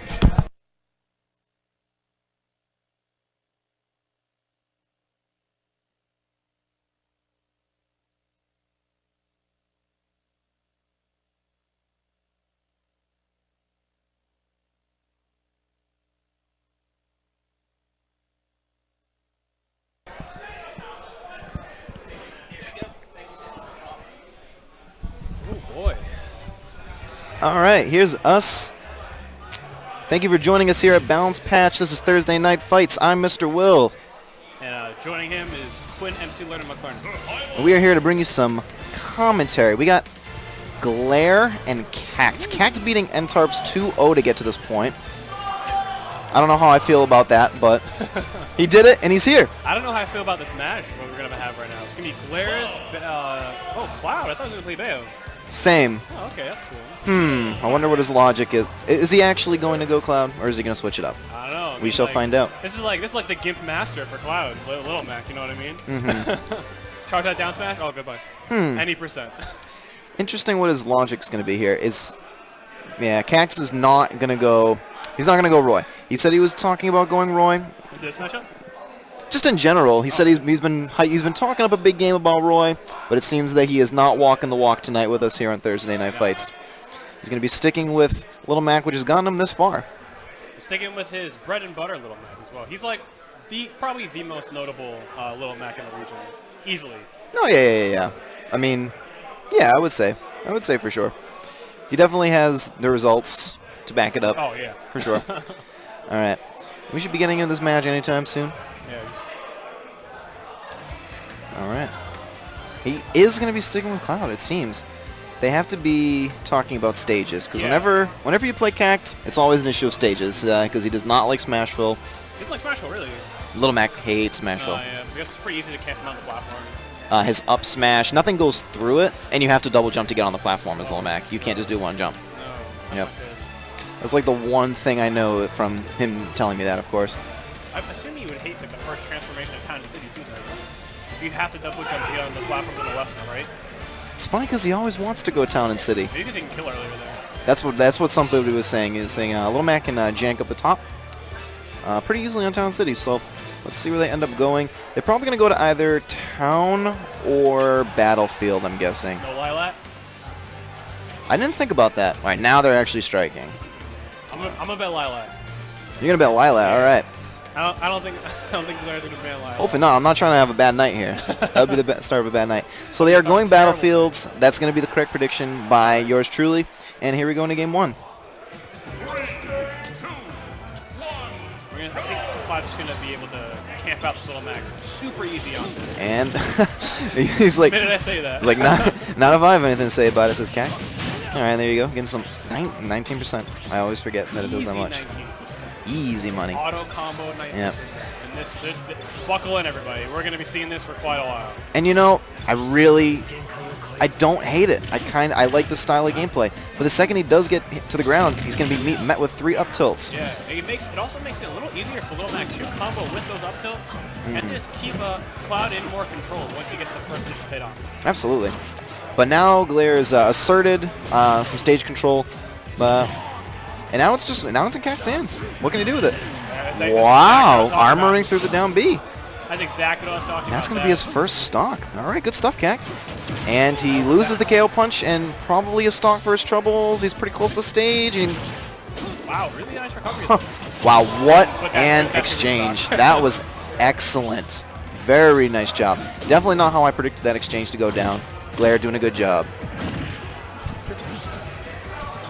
All right. Okay. Sure, no problem. Okay. So here we go. Glair sitting at a meaty 62%. But is that really a lead in this game? I don't think so. I would think so. Right here, we're going to see another. Ooh, didn't connect. That's actually pretty bad. Oh. But down tilt, 2 up smash. All Still right. not enough to take out Glair. He's looking good, but just one gimp on that Little Mac, and that's going to be it for him. Even one gimp on the Cloud, too. Oh. Both these characters very susceptible to gimps. Okay. Ooh, wow. Missing the tech on the platform. And living through that up smash. Cloud's a happy boy. All right. He's going to sit up there comfortably, and you know what? He has to do it. I agree with his decision wholeheartedly. Just take your time. There's no reason to rush this. Hey, a little bit of reason. You are down. You are down like 100% at this point. That's going to be a KO there? Wow. Okay. We probably are going to be seeing Bayonetta after that game. Absolutely, the Bayonetta is going to come out. Maybe he'll take after his brother. Maybe he'll go for Luigi. I don't think he's ever played. I don't think I've ever seen the Glair. He sticks with the Cloud. Okay. Let's see how he adapts to this. And he decides to run it to Dreamland, hoping maybe for a little bit of a wispy wind to just blow Cact away. This is weird because there's even less of a blast zone on the top for him to play around with. So interesting stage pick. Yeah. Who knows what he's thinking? Could be a number of things. It could just be a comfort thing. Yeah, that's what I was going to say. Maybe a comfort thing. Yeah, Kuma, I'm on your belief here. I think you should just be going with the Bayonetta. I 100% agree. But you know what? He's up there on the stage, and he is making the calls. So, all right. Let's see what he does. Craziest prediction, any right now. Cact's going to up B. Scott's going to call, Glair's going to call it out and finish the touchdown. All right, never mind. Didn't happen. It could have been a thing, you know. It really could have been. All right. Yeah, Cact is a little bit stuck, but then he gets back to the ground, so he's in good shape. Yeah, and he's in good form too. He's not shook. He's not like struggling to get any. Oh. Right as I say that. Ouch. It seems like he didn't react because he jumped, and not picking up on that audio cue of that limb break. Yeah. So Glair's looking in a much better position than he was game 1. For sure. That was 65% the minute Cact spawned. Absolutely. Oh, is he going to call it? Oh, my nice. God. Yeah, he really wanted it. He really deserved it, but he didn't get it. And we're still seeing this is like the match for the top platform. How did he counter through that? That was a nice little interesting little exchange. Oh my gosh. All right, Cact. He's going full C-stick mode. Here we go. This is the pogo stick of Cloud. But instead of down air, it's down B. Yeah, he's looking pretty. Glair's looking very good this game. Yeah, and this I think that's gonna be it. Should be. Yeah, that's game. Yeah, that's yep. You can get him out of here. Game 3. Here we go. All right, so it's gonna be either. I'm predicting. It's probably gonna be FD or Town. Wait, no, they didn't go Town. They went Battlefield. Yeah, they went Battlefield. Probably, I'm thinking FD or Town. Straight up, I think you might just ban FD. You know, yeah. Especially if it's gonna stay with the Cloud. So I would say maybe Town. Could be. And they're gonna go to Town. All right, and here we go. Game 3. Glair and Cact. The little set so far. Good adaptation on both their parts. But let's see how this all culminates in this game 3. Here we go. You know, people really hate on the camping, and to be fair, it is frustrating. You know, whatever it takes you to get the W. You know what I mean? Yeah. sometimes I find it really exciting. You get to see a person's decision making. It really gives you insight to just how they think and operate within the game space. Exactly, and that was a clean combo coming out from the pack that we saw there too. Yeah, it was a good juggle situation for sure. And Glaire's first hit that he lands is that limit side B. And now we're going to see now Glaire has no options. He has nowhere to run. He's going to have to either just approach the Little Mac or just try to run away as best as he can. Oh, but here's the down smash, and that's going to be it. Ouch. He is... That was bad. I think that was just bad spacing on his part there. I don't think he meant to run off the stage like that. Yeah, I don't think so. Yeah, he's definitely going to be... Hopefully he doesn't let this get to him and he can just maintain a level head through the rest of the set, because he can still win this, yeah, he can still bring this back. Just don't get flustered. I think he's looking a little shook. I don't know, though. Hopefully not. Hopefully he keeps his cool. Ooh, but armoring through that. Through that forward air. Oh. You ain't no air fighter, Mac. Now, Cactus looking... He's looking real comfortable here. He's in the driver's seat for sure. Yeah, that is for sure in this game. We're going to see the back air camping come out, and that's going to connect. And Oof. Might be a stock. Oh. Oh. Wow. Oh, he saved the second jump. lease Wow. on life. Okay. Nice recovery. Oh, and the down air spike. Up until that down air, he did a really good job getting back to the stage. So Yeah. I'll commend him for that. But this is where these are the moments that make or break you as a Smash player. Can you do this? Can you make the comeback? Nice. And it's also on Cac's perspective, can you hold it together and just seal it out? You know, this is a tense moment for both of them. Yeah, can he play patiently enough and safe enough to be able to finish the stock of this cloud? Yep, because he just has to make that one move at just the right time. Yeah, he shouldn't. I don't think he should be trying to go in this much with the platform still here. Ooh, okay. Nice counter. There we go. See, this is the exact place he wants to be in. Now it's FD. He's going to try to call out, and then down Okay. tilt's going to connect, and that's going to be it. Cac Nice. taking it. 2 good wins for him tonight. 2 over N-Tarps and 2 on over Glaire. N-Tarps, really? Yeah, that's how we got to this Wow. point. Yep, otherwise we would have been watching N-Tarps and Glaire. So, good stuff to him. That was really, really good coming out for Cac. I really like that he just stayed poised. He just maintained. Yeah, nice, didn't calm and overextend. collected. Nice job to him. Oh, we got Kool-Aid coming up, though. Kool-Aid, definitely The man, the myth, the legend. one of my favorite people in the scene. Really respect and admire the guy. He's a great player, good person. Super nice guy. Good to see him play. And we got my boy Kerchak stepping up to the plate. Yeah, Kerchak saying to me earlier that he believes that Kool-Aid is about to mess him up, and I told him, if you say that he's going to, He's going to have it. he's going Yeah. to. But we never know these things. Kool-Aid starting off with Sheik. And we're going to see probably Kerchak go his Donkey Kong. Yeah, most likely. He does have a Kekindari of a Kirby. Oh, I saw him play that earlier today. Yeah, he was doing some silly things with a Fox player, but Yeah, I saw that game. It don't. was round 1, right? Yeah, I don't think that's going to happen, especially against someone with the caliber of player that Kool-Aid is. For sure. Looks like we're getting some stage bans. Interesting. I really think these two players would just opt to go to Smashville. You think so? Donkey Kong against Sheik on Smashville? Well, when you put it that way, I don't know. I just think they're both just Omega. What? line. Oh, button check. All right. Okay. Button, but has to be button check. Okay. They didn't approach. Okay. Yeah. And they're just not gonna do that. And there he goes. Maybe Nope. they're going to Lila and they just press X by accident. You're just really trying to ruin my night, I guess. I guess so. Trying to ruin everybody's night. We shall see, folks. We shall see what they intend to do. Kool-Aid switching. No, you know what it was? This guy just changed his color again. That's all it is. Kool-Aid just got to change his color. And it's like, all right, not the stage. Got my black sheep. Color's important. There's any psychological factors that you need in your advantage, you take them. Exactly. Okay. Right in the game one. was a Kool-Aid nice starting little- off with a clean 25%. And this little trade that it ended up resulting in like an 11-to-1 trade. I don't even know how that happened. Threw a needle at him, I'm pretty sure. Okay. All right, but here we go. This might just be the entire set, just like Donkey Kong just struggling at the ledge. For the life of me, I can't understand how they ended up getting the Lilat as the first stage. I honestly don't know either. Yeah, Splash. I think the sentiment is felt by all of us that this is a little bit of a perplexing first stage for this set. That's for sure. Oh, nice pivot grab. Forward air. Nice 62%. And Sheik might... No, Sheik's out of Ding Dong range right now? With the rage of Donkey Kong has, you think, or no? I really wouldn't be able to say, but he can make something happen. He just needs to not let that happen to him. Very nice job juggling and catching his landings. Kool-Aid, good stuff to him. Now, wow, 40 to grab. Just get that percent. Nice.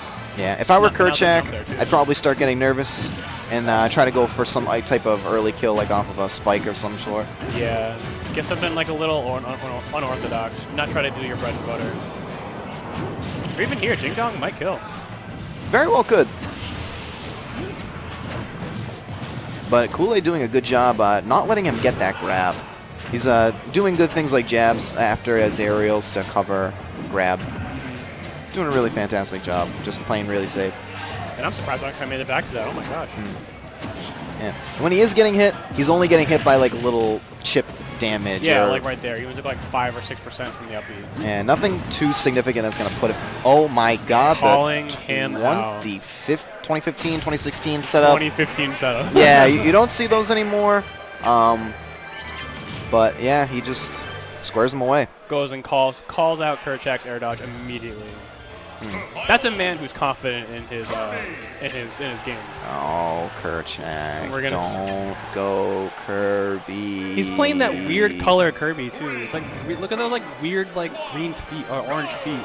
What, the yellow one? Yeah, it's such a look. It's just so unappealing to me. Really? Yeah, I just don't like it. Huh? I know. I always figured that was kind of like the second to the default because. What? Yeah, exactly. I don't know.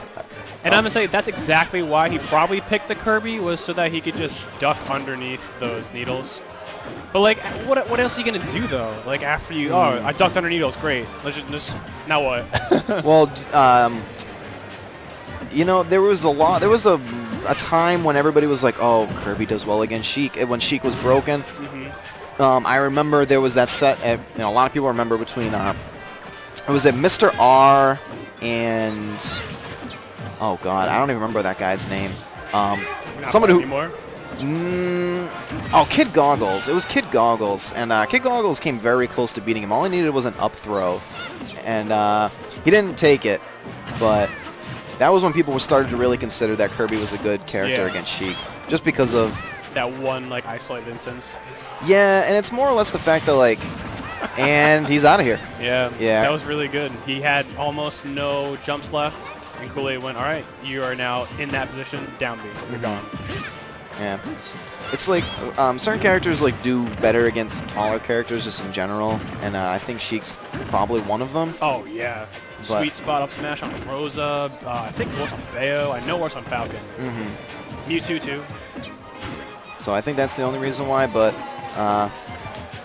Kerchak, I think, has decided to just throw the set away for the laughs by picking Kirby. He's doing it for you, chat. That's what he's doing it for. He really is. He's doing it for the people. Kerchak is a man of the people. I can say this with certainty. If he's a man of the people, he could play Falcon. He has a Falcon as a secondary. Why is he playing right now? That matchup's really buns. Probably, I'll tell you one thing. It's more interesting to watch than the Kirby. Unless he does something like do the inhale and... Oh. Wow! Okay, Kool-Aid. Knowing Wispy was going to blow him off stage. That was awesome. Good stuff to him. Even if I was Kerchak in that situation, I would just be like, okay, I've never you seen got that. That was really cool. That was super innovative. All right, well, let's go Kool-Aid. But that is going to be us stepping off the mic for the evening. Yeah. We got 2 more commentators coming in. Have a good evening. Have a good night.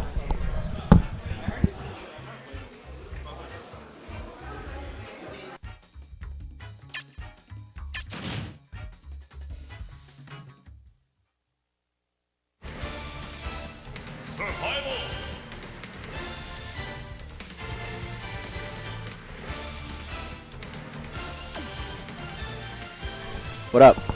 Ooh, this sounds good. Alright. So is this semis or quarters? This is definitely semis, right? Yeah.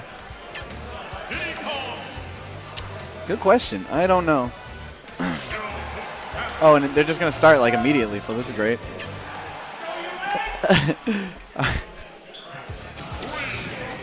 Alright, so we're starting Smashville. Yeah, Raffy said he was going to try his Diddy out. I told him not to. I don't think it's good, but, well, like a good idea, but, I mean, he's been working on it for a while, so maybe. Oh, I thought he just died. That would have been terrible. But, alright, so, nice little grab conversions. There's the barrels off. No trump. But yeah, so Raffy's going to try his Diddy, like I was saying. Yeah, I think he's been going Diddy like to mixed results so far this bracket. He was saying he dropped a game to Roy. Oh. Well, that's never good. But, I mean, I think it's wise for him to... Like, work on it? Yeah, exactly. Like, I think he just has to accept that part of the learning process is losing. Yeah. And I'm actually glad that he's actually seems to be doing that. Or has confidence in his Diddy. I mean, obviously he wants to win. Yeah, his Diddy has telegraph side Bs, which is like a very common thing with like Diddies that aren't, you know, like top level. Right, and even a lot of top level Diddies. Oh yeah, still have the bad side B habit. Yeah. Depending on the Diddy, I guess. Drop shield to that cross up back air. But yeah, not a bad start from Raffy. Yeah, I mean he's got the damage, but I think he's still probably a long way off from a kill. Sure, for sure, and, yeah. Mars is just playing so evasive that unless that might. Ooh, okay. He got the reverse. He went for the DI mix-up, but I think it's easy to react to because you see, like, you can see it coming for a while. Yeah. Oh, reads the spot dodge. Nice job not air dodging. Yeah, he just jumped out of the situation. Yeah. It's the correct and that's answer. smart because there's really no reason to air dodge in that situation. Yeah. Yeah, but Mars, I mean, just playing very tricky. He's taken like 10% since he took Raffy's stock. I think he just did the, unless he placed the banana, but he did the run over the banana thing. Is there, I don't know what the run over the banana thing is actually. Ooh, nice. Nicely spaced. Yeah. Fall through bear. So yeah, Beefy Smash Dudes. Beefy Smash Dudes just made a video on that recently where like certain characters, their startup dash animation, like will go, like their hurt box is over the banana, so like they don't have to pick it up, they don't have to roll by it, they can just run over it. Like Mario, Falcon, Samus, probably ZSS too. I don't know, but it looked like Mars did it. Back to Smash Bros, they're just gonna run it out. Yeah. I'm guessing that Mars banned FD.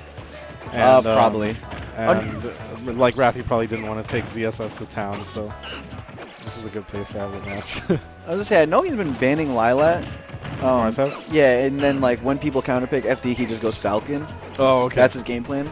I think for Diddy, he might be going Lucario on FD, but... Gotcha. It's funny, I don't see Falcon as a spawn. Ooh, that's... Oh man, I thought it was dead. Yeah. I think DIing in actually probably saved Raffy. Because he couldn't get the sweet spot from like Diddy being so close. Yeah. Is that the stock? No, pops out of the second hit. Yeah. He wanted to dare. Yeah. Definitely looking for it. Yeah, but Mars had the right DI. That's what made it hard. Because like since the down throw sends you like the opposite direction you'd expect, it's easy to DI that wrong, and that's like when you can get there easily. But Mars knows. Yeah. I love the item play too. Yeah. Mars has pretty good item play. Yeah, I'm sure. Sure, most people know that by now though.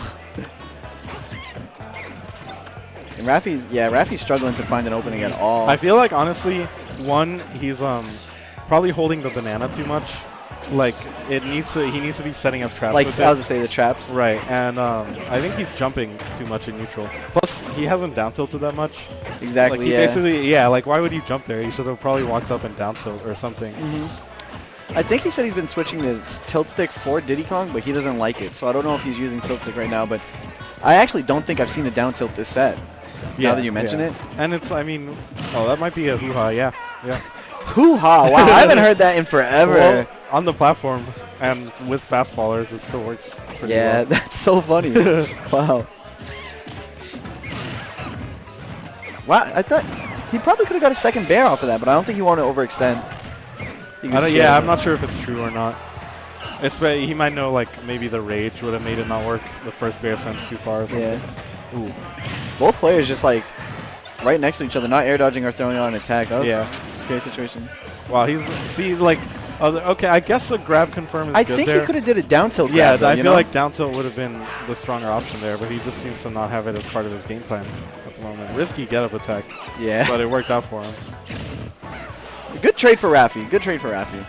It's fine, I guess. I mean, I think he took more damage. Yeah, but at least he didn't get punished for getting stunned.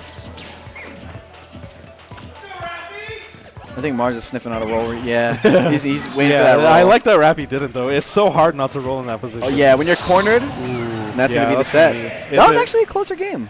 Oh, definitely. So it was best. I was actually wondering if it was best of 3 or 5.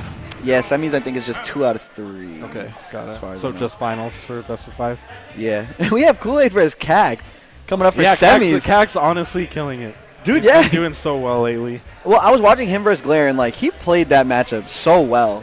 Glare also didn't play it like I mean, the his best. cloud is new, probably. Yeah, yeah. But I've definitely. I mean, like he won COF with All Roy yesterday. He beat like Tanark, a couple other people. Cact, yeah. Whoa. So like Good stuff. his overall game is really improving. Good for him, dude. He utilizes walks and reactions very well. From what I saw from like the Glare set. I actually haven't watched Cact play too much. Yeah, like, recently. I mean, exactly. I hadn't either. But I know I've seen his results. Like he's been getting better results. Yeah. So I think having Tanark is probably. I mean, Tanark's been winning most of the COF weeklies, and so I think he probably has more of a drive to like be the best at COF. Yeah. I also think him and Tanark. I think I saw Cact tweet something like they live like 5 minutes away from each other. Yeah, so like they probably play a ton. Yeah. They're gonna be static dubs. Oh partners. yeah, their dubs team was really hard actually. I played with Fierce, and like me and Fierce know each other so well, and like we've played for a long time, but it was just tough. Yeah. The other interesting thing about this set, I know that Kool-Aid has a Mac problem, and he hates Mac. Yeah, yeah. He almost dropped a set to XL back when there was no DLC. And XL played Little Mac. That's hilarious. Who was he playing? Pac-Man? Couldn't tell you. Yeah, I don't know. Might have been Pac-Man. I think he switched it up. Might have even won Mario, but I thought he was gonna nair there. Wow. Unfortunate. Did he lose his jump somewhere? Maybe. Yeah. Bouncing Fish probably stole it. True. It wasn't a true combo, I'm guessing. Yeah. Bad option. But all right, doesn't get punished too bad for it. It's one of those things where it's like, do you think I'm stupid enough to do the up B twice? the Greg factor. Beat out the counter. Okay, I saw the little red line for the counter come out, but yeah. Startup frames. Kool-Aid luckily got there in time. That might be the stock. Oh, I thought Kool-Aid was going to run off the platform and try to continue it. It's certain characters have a lot of trouble. This should be a punish. Yeah. I like that punish. I thought he was going to wait for the jab to actually end. Yeah. Certain characters have a hard time doing anything about max up B when he recovers low. And this is a scary situation. I mean, this is essentially, for all intents and purposes, an even game.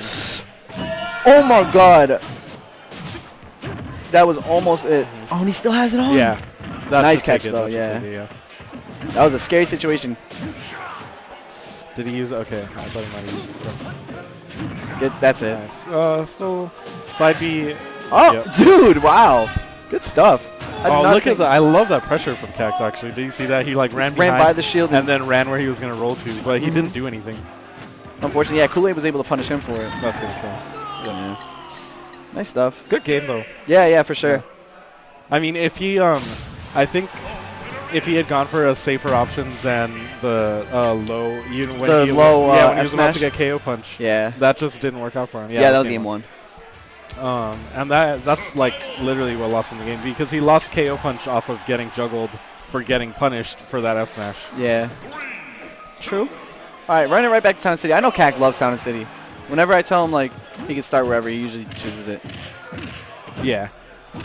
Oh, and nice pressure from Cact. Kool-Aid not really doing good escape options from that little down tilt forward smash string. I feel like Town and Battlefield are really the only 2 stages you're gonna get to go to against Mac. Yeah.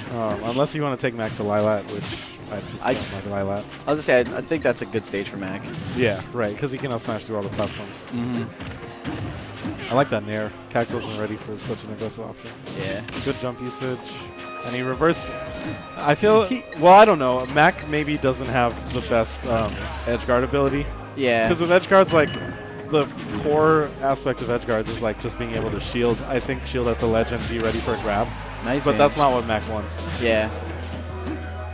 Ooh, risky roll. But whenever Cat gets like stage control, he just runs to the center. Yeah. And, like and I waits think, for an option. I mean, it's definitely part of the game plan because it's going to be harder to get him off stage in a comfortable position in the center. But he's not using all of the neutral tools that I feel like he could be using. That was an unfortunate uppy. He tried to get out of that situation, but it was There's just some stuff that like Kool-Aid isn't going to fall for too often. He fell for it once this set. That's the stock. Yeah, she's wow, pretty no light. rage too. Yeah, she's pretty light.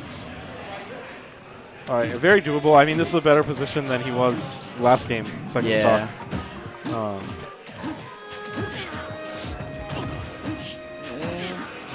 Does he have a jump?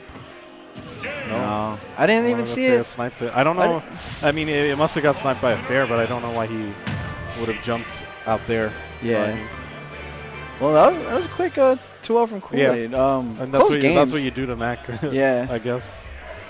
That's what Sheik does to Mac. Mm-hmm. And now we're just going to go straight into winners final. So this is going to be Mars versus Kool-Aid. I'm going to have a look at the bracket. Yeah, how far is Losers? Is Losers like kind of caught up? I feel like Losers is fairly behind. That's what I was thinking. There's a lot of people here. Yeah, yeah. And I'm pretty sure they got a lot of... Oh, man. I would have fought Glare if I beat Smash Daddy. Oh, cool. Sweet. Dope. SGT Hero, I could see SGT winning that. SGT's it good, looks dude. like, I don't know what happened. It looks like Hero was walking over to the TO bench, so I'm guessing that he won. Yeah. Yeah.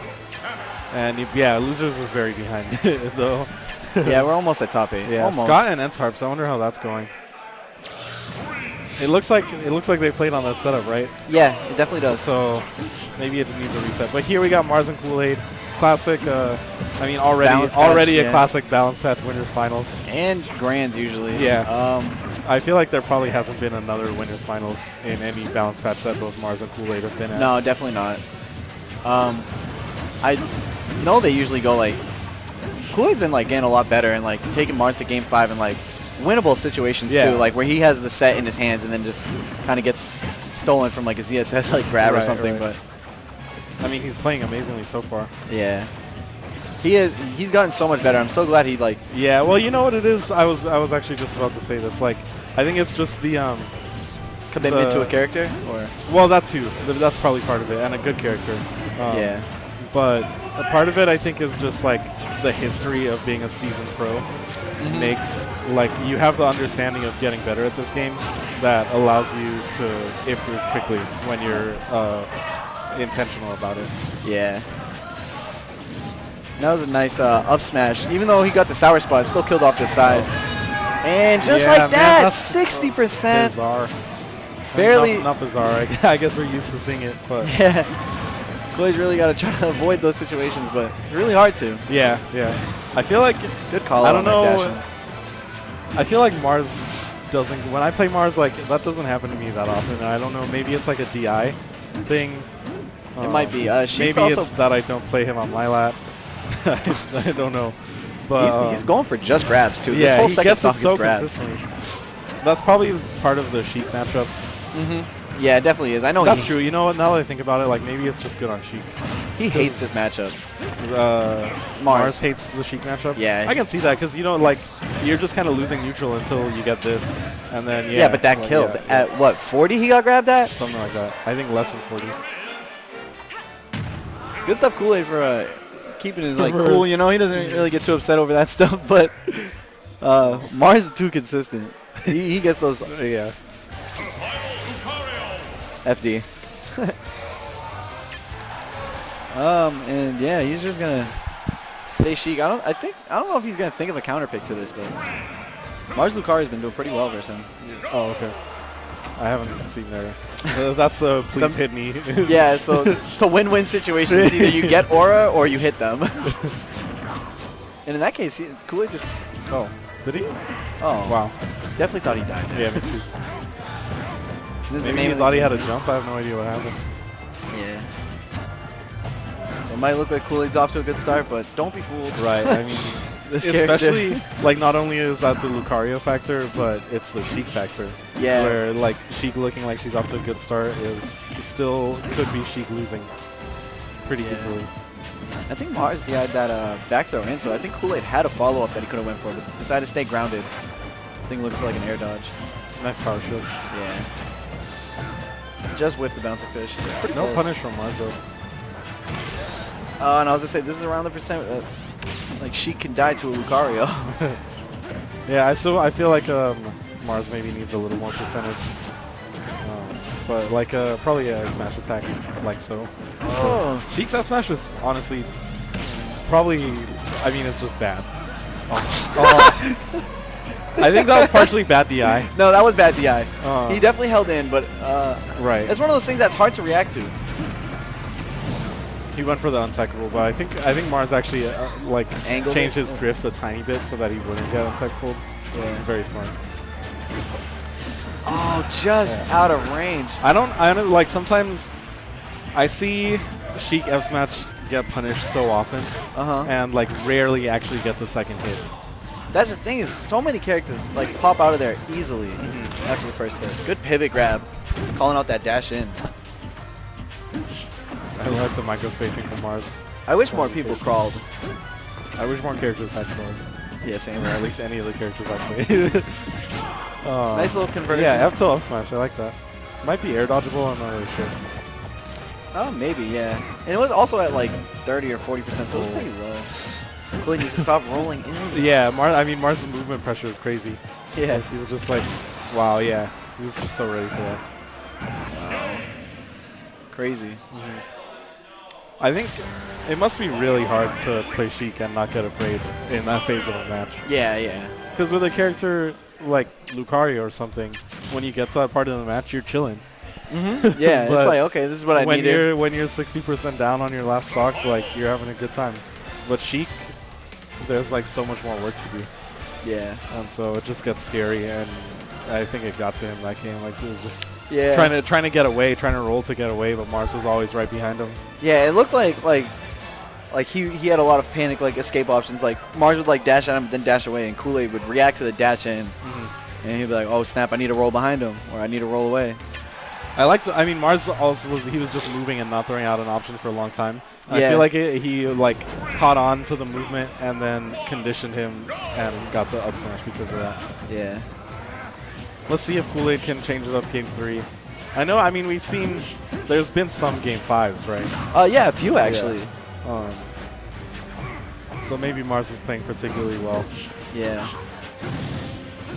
Do you know Kool-Aid's record against the Lucario? Like maybe he beats the ZSS. I don't more often know. than I the know Lucario last or week he something. lost to Lucario. I think like 2-0 out of the game. Okay. Yeah, because I think most of the games are in Mars' favor for the Lucario at least. Fairly even game here. Oh, interesting read there. Gets both hits. Good for him. Yeah. It looked like he was gonna fall out too. Yeah. Oh, jeez, dude, that was like that's crazy. Yeah, and it's like it was just like a slight movement mistake. Like he was just at the wrong place at the wrong time. Yeah. And almost died for it. And that's just kind of how it goes in this I wouldn't matchup. even call what Kool-Aid did like going for that edge guard like an overextension. I think Mars Yeah. was like. I It's mean, crazy. I think Mars had he sniffed out where he was going to be. And it was safe to throw out if he wasn't going to be there. Oh my goodness, these rolls. Yeah. Why is he doing it? It seems like a big part of, nice, I like that. A big part of Kool-Aid's neutral game plan, I guess, is get something from rolling behind, like get a grab or something from rolling behind. Yeah. But like that. But Mars is onto it too often. Nice, really low drop down. Oh, and Mars no punish. Connects it right before the aura sphere came out. Yeah, it might have came out and killed him. That was a swishy aura too. That's what Mars calls it. So it's like the strongest aura you get. Oh, okay. Starts making that like crazy swishy noise. Nice. Ooh. Dead? Oh man. I feel like if he. Oh, I like that. He shortened the bouncing. Yeah, fish. exactly. If he went all the way, clean. Wow, good stuff. That was a strong game. Yeah. I mean, that was 0 to death second stock, right? Yeah, I think so. Definitely was. Good fair string. He almost had a 0 death off of that fair string. If he like extended the bouncing fish, I think it could have killed after the air dodge. But what? Oh, get out of here. Are we gonna see it? Oh, come on, do it. Thought Kool-Aid was gonna go Fox. No, I was gonna say I think the first time Kool-Aid beat Mars was with Fox, but I definitely would have lied. Oh well. He has beaten Mars with Fox before. Yeah, I don't know. Are you sure? Oh well, yeah. I guess like early days. Yeah, he like beat. the I know earliest he. days of Smash 4. There was a weekly that they both went to a long time ago, and Kool-Aid won 2-0 with Mario. Yeah, I think. I mean, it's easy to forget that these two have a long history of being two of the best in New England and sort of having a rivalry since the start of Smash 4. Yep. But I think we've entered like a new phase. Yeah, we have of that continued rivalry. Definitely, Kool-Aid's back on it, so it's always good to see. And Mars still at the top, but Kool-Aid's definitely been contesting.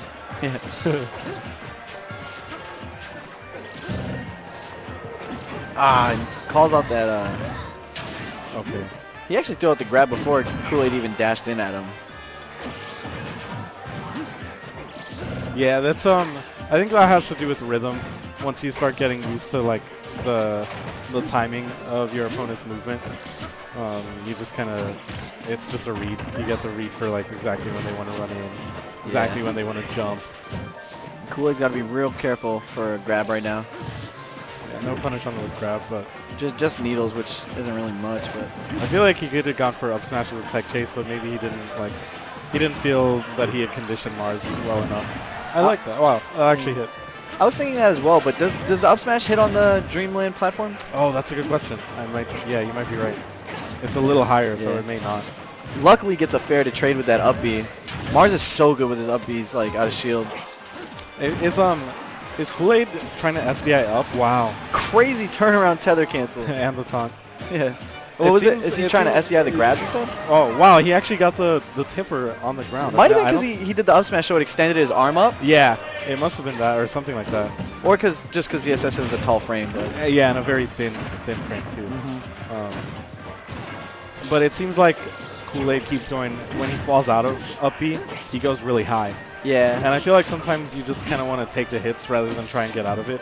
Because then you can die super early if you're SDIing up. So I think that's just a 50-50 with Sheik, particularly, because she's so light and she's like the thin frame that like she does like how Bayo falls out of up B really like easily.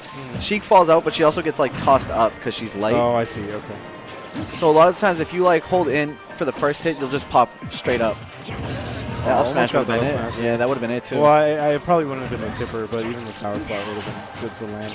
Yeah. Did he kill himself? Oh, no.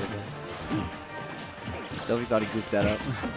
Nice power shield grab on the Nair. The Nair is so hard to punish from Mars. Is that it? Oh my god. Just misplaced it. Mistimed it. Yeah. I mean, good drift from Kool-Aid to try and avoid it. I like the cross up there. Yeah, on that fair. Mars is pretty good with the turnaround jabs too, so that was a really good cross up.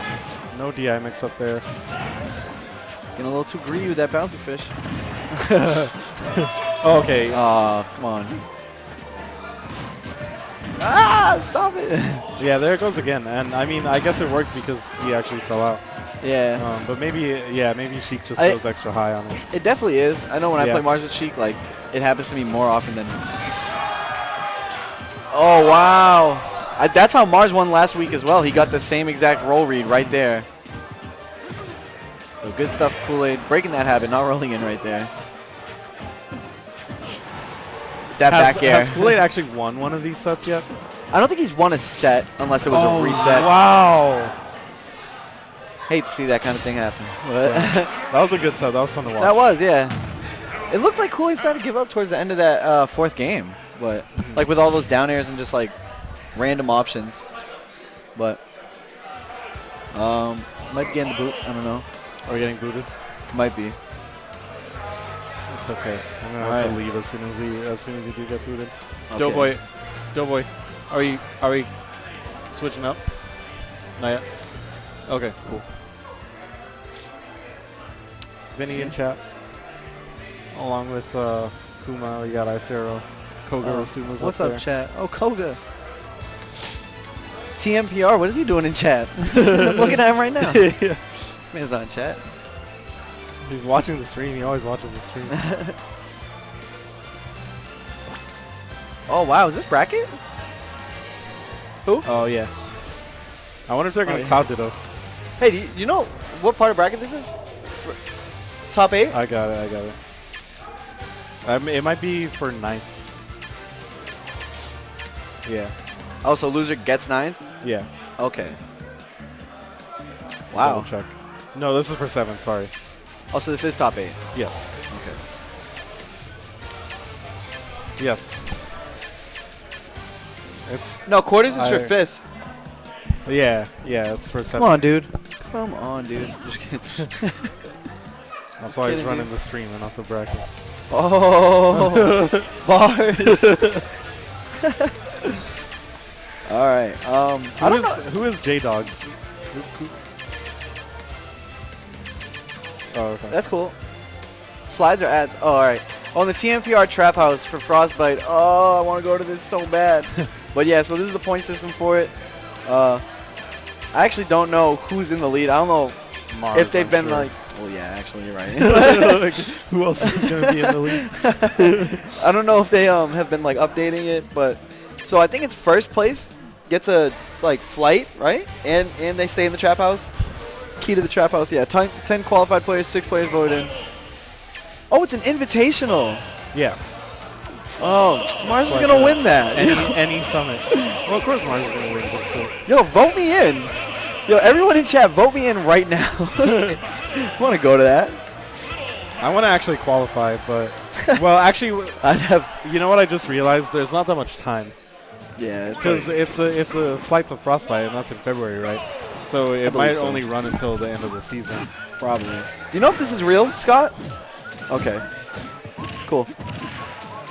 Yeah, all right, so Xeno next week. If you guys are around and you're not doing anything on Saturday, definitely try to hitch a carpool to Xeno. I wish I could go. I have work, unfortunately. I'm going to try to get it off because I really want to go to this. I've never been to New York for a tournament. Yeah. I would go to that if you go, if you get work off. I'd have to sick. also get work off. Is Yeah. it this Saturday?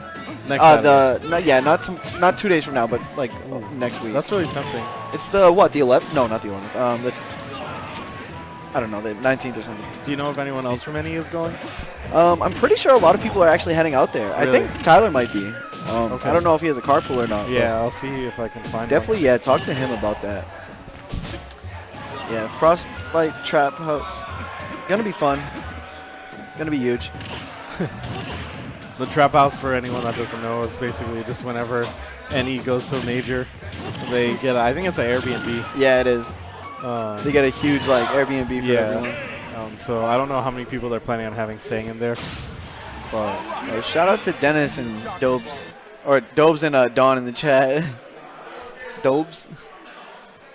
But yeah. Dawn, vote for me and I'll vote for you. I like my new glasses. Those look nice, especially with a little light. Yeah, true. That's probably why. You're not here, Flambeau. That's the thing, you're not here. You could have came and you didn't. You goofed.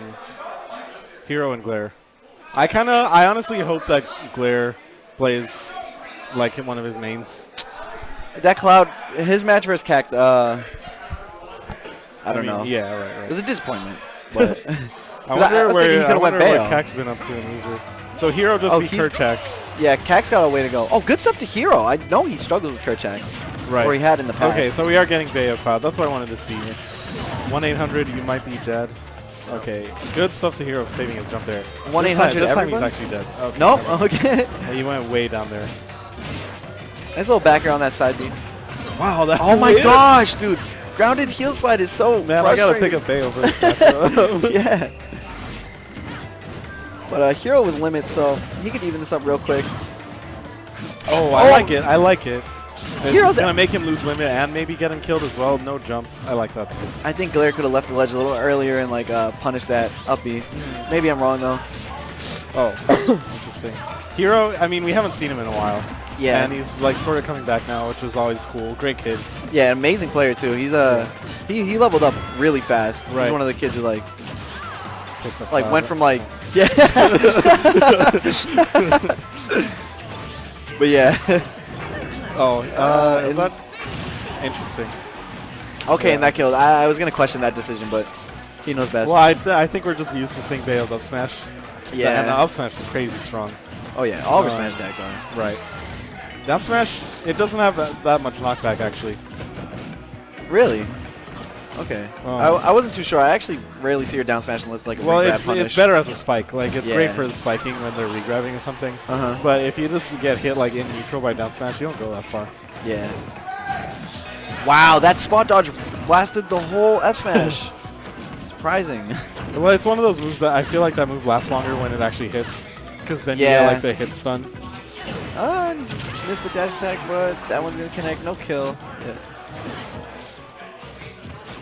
Edge guard situations for Hero. Makes Gets the the most of it. I floor. like that. Yeah. Good patience. Like it's so hard to keep Bayo at the ledge, but he just uses Discord to his best ability. Yeah. This would be a good punish. I like another patience. witch time. Yeah. I think that's the second he. There's time he's using it thrown so out. much. Which means if he does hit it, it's not gonna. He's not gonna have much time to capitalize. Still, you really don't need that much, I guess. Yeah, not really. And it gives so much time. Oh no! Punish on the down air. It would have been I was hard to expecting get a forward anything. tilt. Yeah, I like that he's keeping his limit. I was gonna say like, because you can punish that with cross slash or Yeah. something.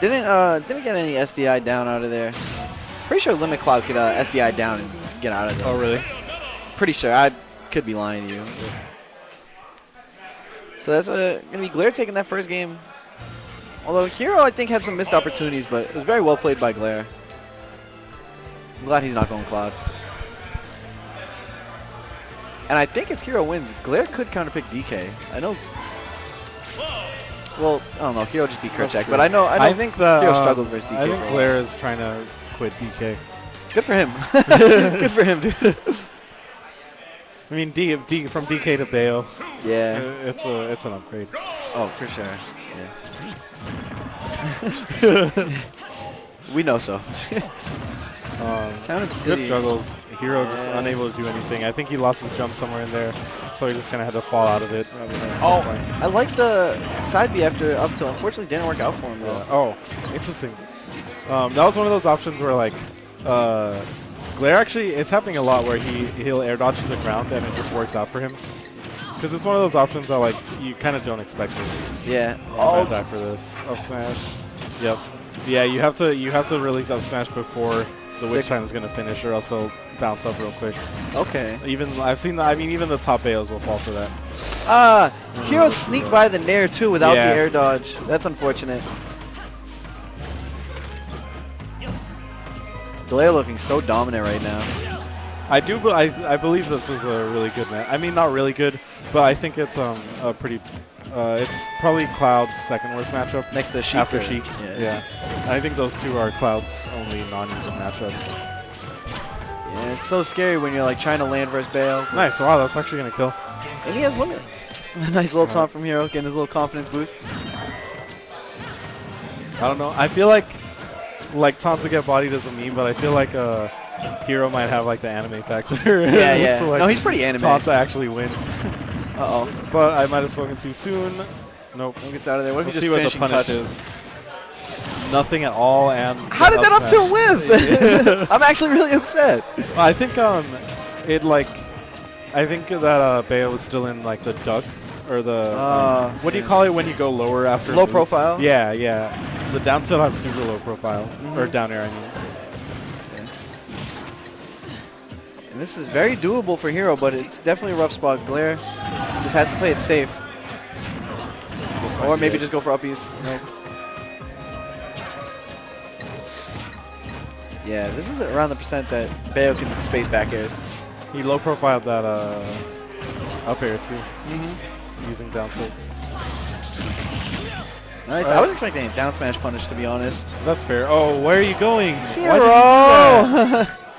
Hero, what are you doing, man? Come on. They're going to take that. And that's going to be it for him. I like the meme usage there. Just throw the meme real quick. That's it for him. They're still sitting down. It's 3 out of 5? I'm pretty sure. I think they're maybe just discussing what happened. Maybe they're making a tag.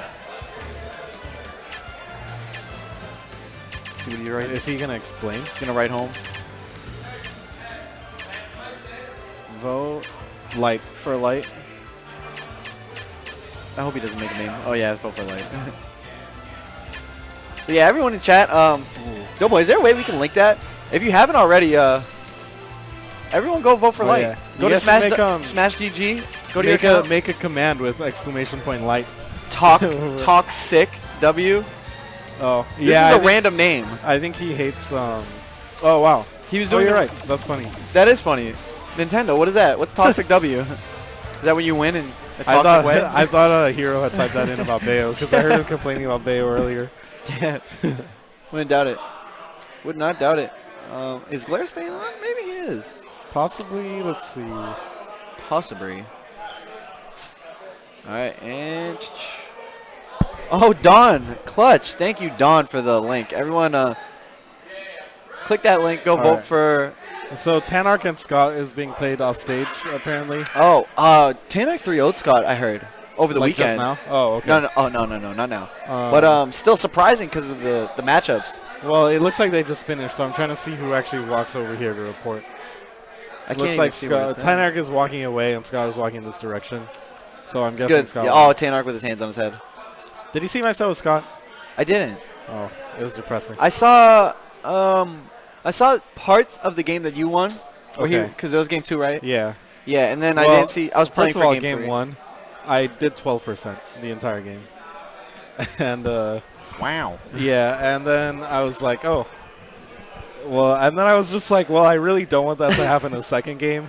So like I was just like, okay, I'll try and like actually hit. I was like, I'm probably about to get double 2 stocked, but I'll try and hit him this game. And then I ended up winning. And then I think game 3 I took first stock. Nice. And then lost. Yeah, no, we're good to go. Yeah, are we? Yeah. Who's hopping on? Yeah. All right, Neko and Has. That's So gonna be a fun commentary duo. yeah. Real good personalities on both of them. I like how energetic Neko can get. Yeah. Oh yeah. Well, it has been a pleasure commentating. That it has. Follow me on Twitter. Follow Dalton on Twitter. And Oh, this is so cool. I'm about to get it. Yeah. Oh, that's so cool. All right. Cool. You guys hopping on? We'll be right back after these short commercial breaks.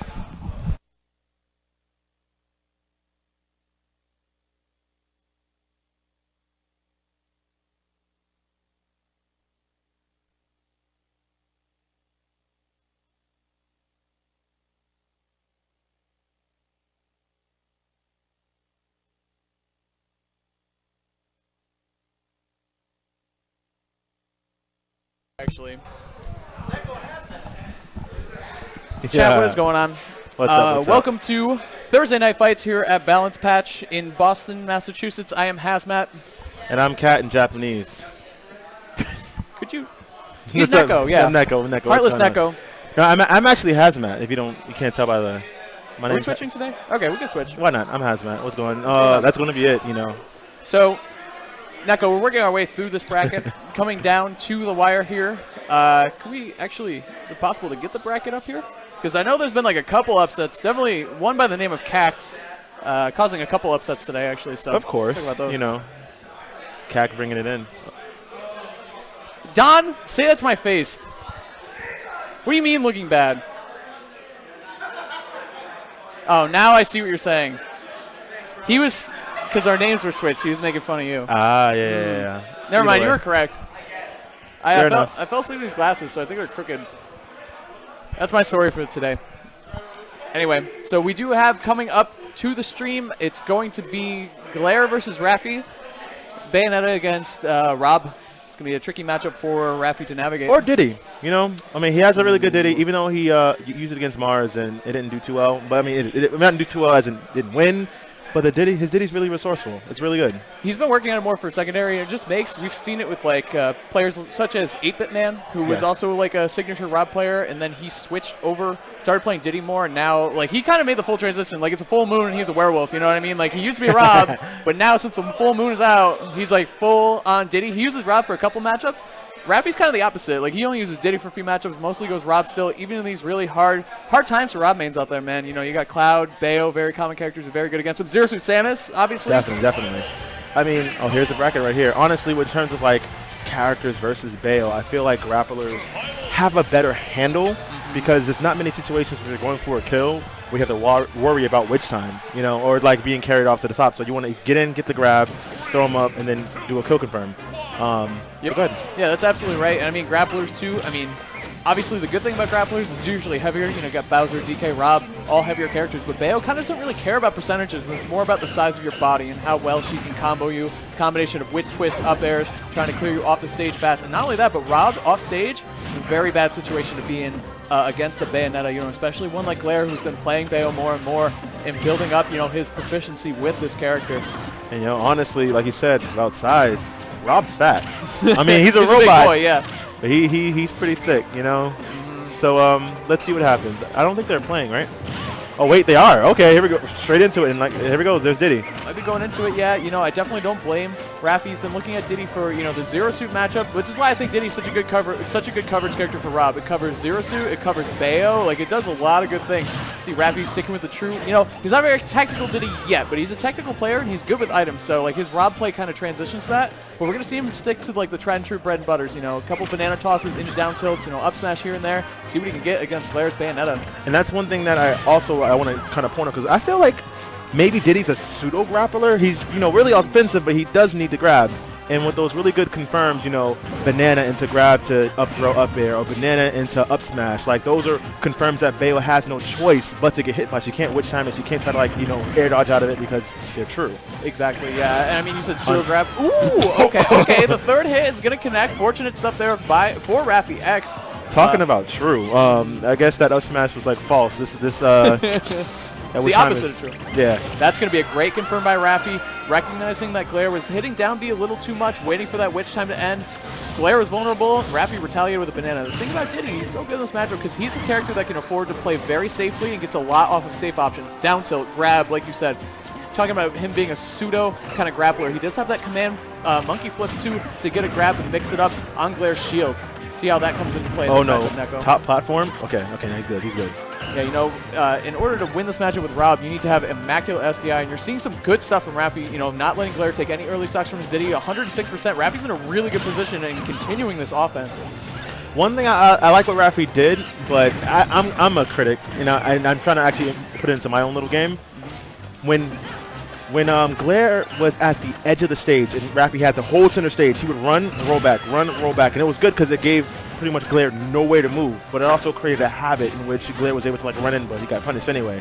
I feel like if he had the banana and just walked up slowly, it would have been way more intimidating and also would have forced Glare to pick an option being under pressure.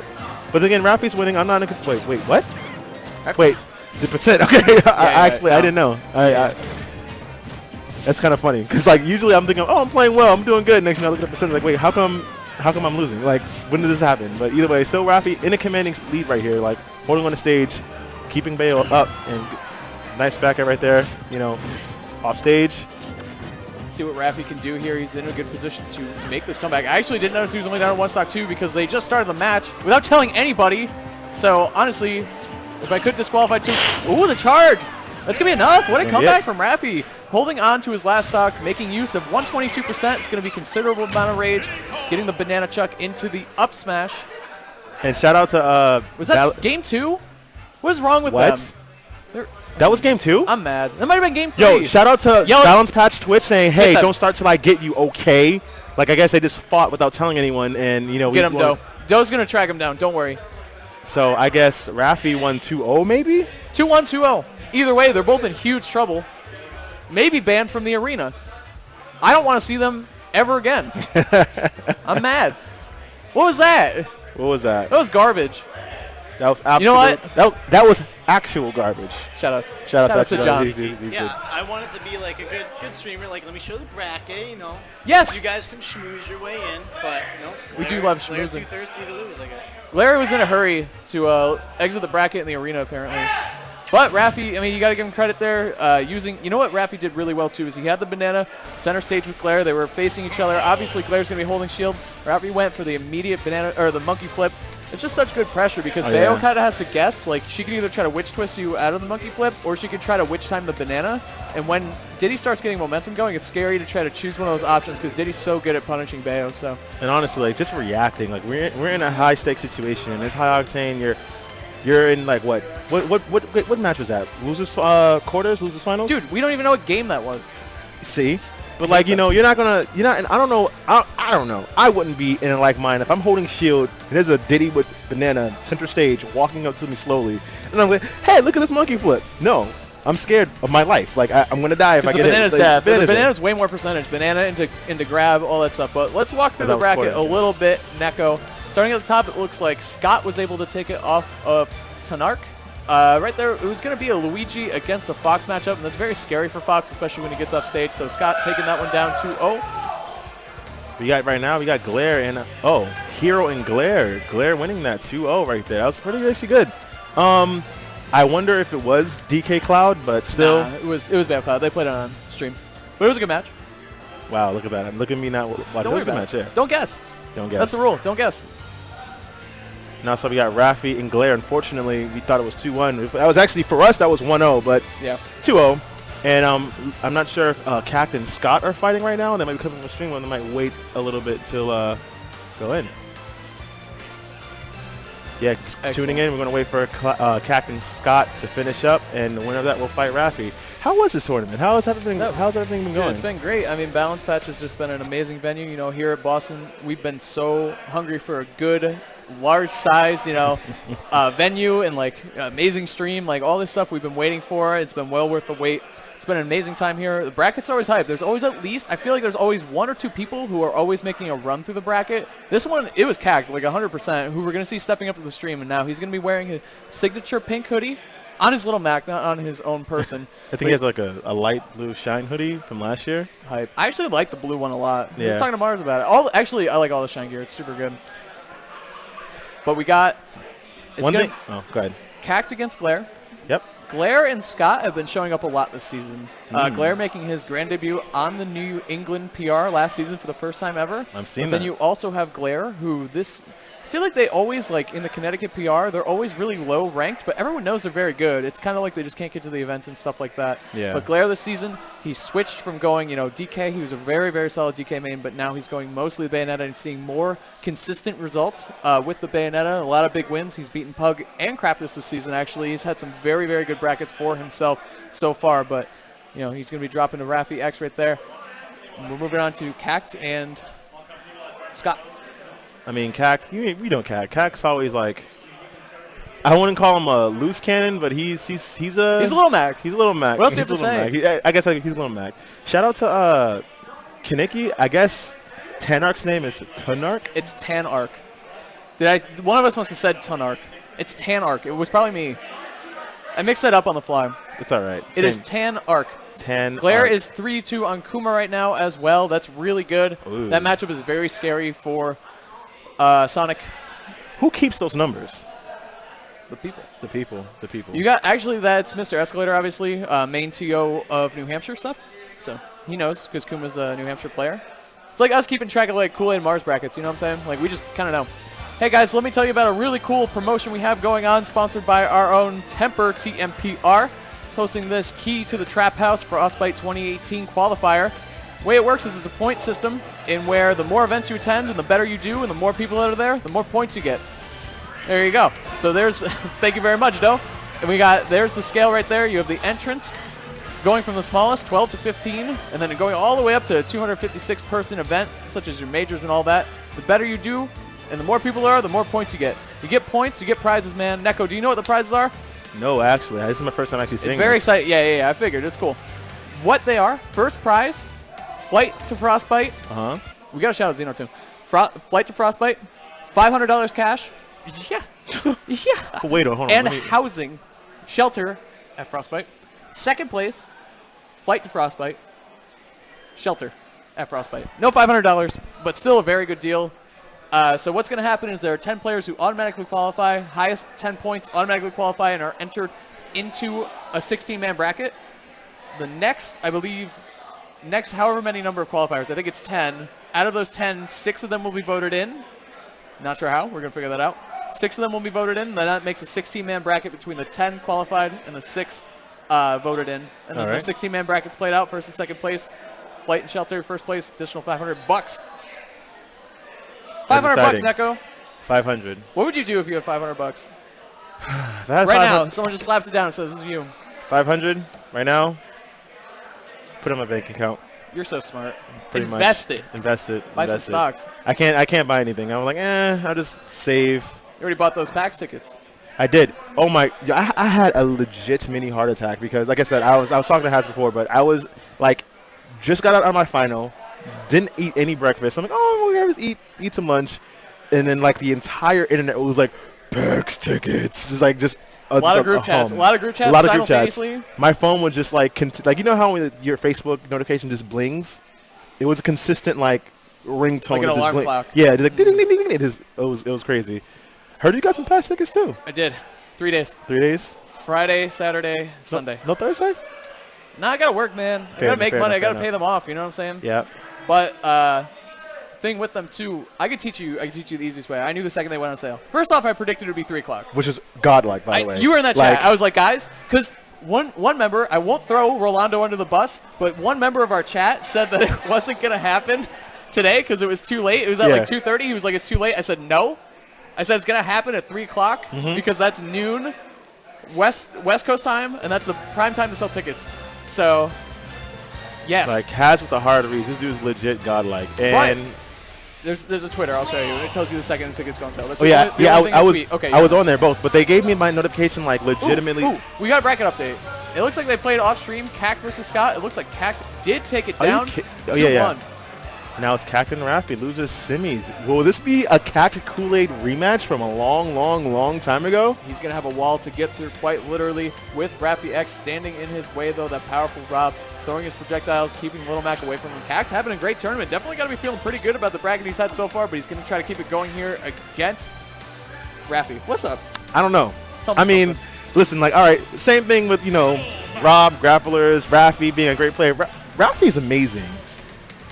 But then there's Cact. I mean, you can't see my hand. I just slid like it was like a chess piece. There's Cact right there. It's like you slid like a sneaky dollar bill at somebody, you know? Sort of. So like, here's my trap card, like, Yu-Gi-Oh.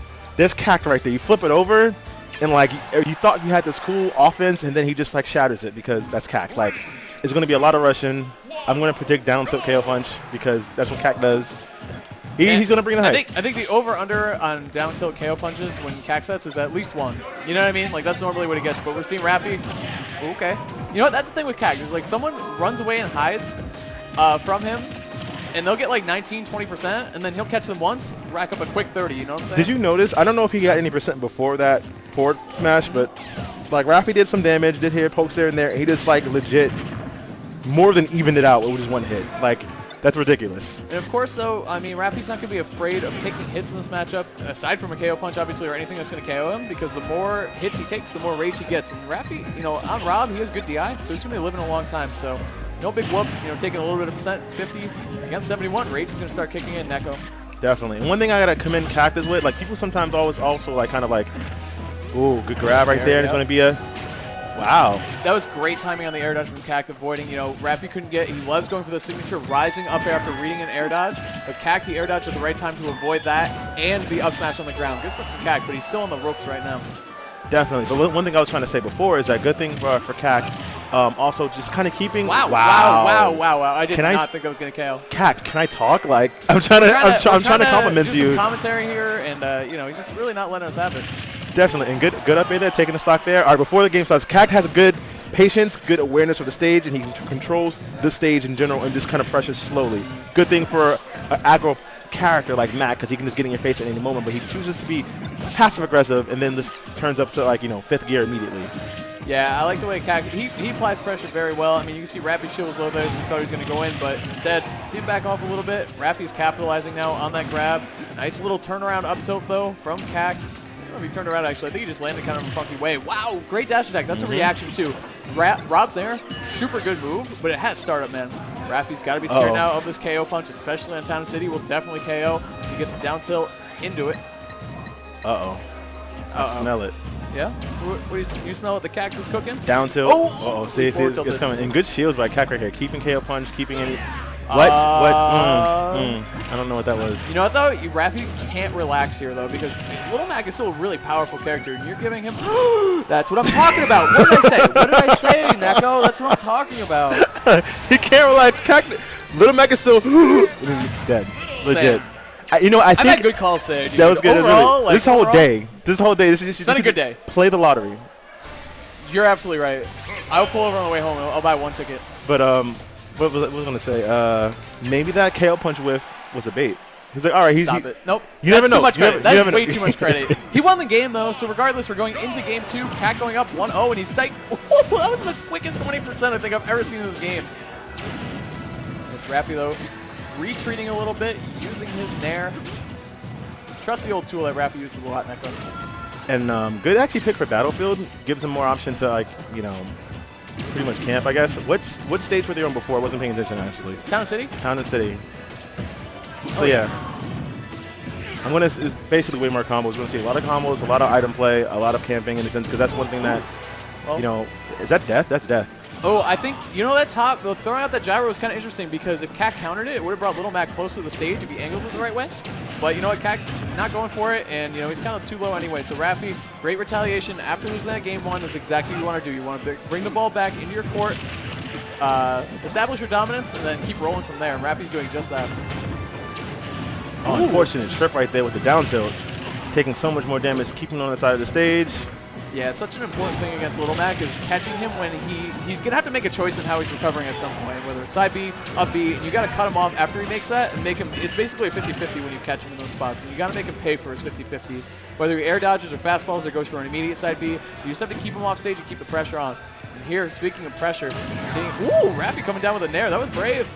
Very brave. I was just going to say, Raffy has to be careful because Cat can win this. He can kill him with the smash attack, then it's 20%, and then down tilt KO punch, but, just invalidate me immediately. Ooh, you see that jab right over the down smash? That's cute.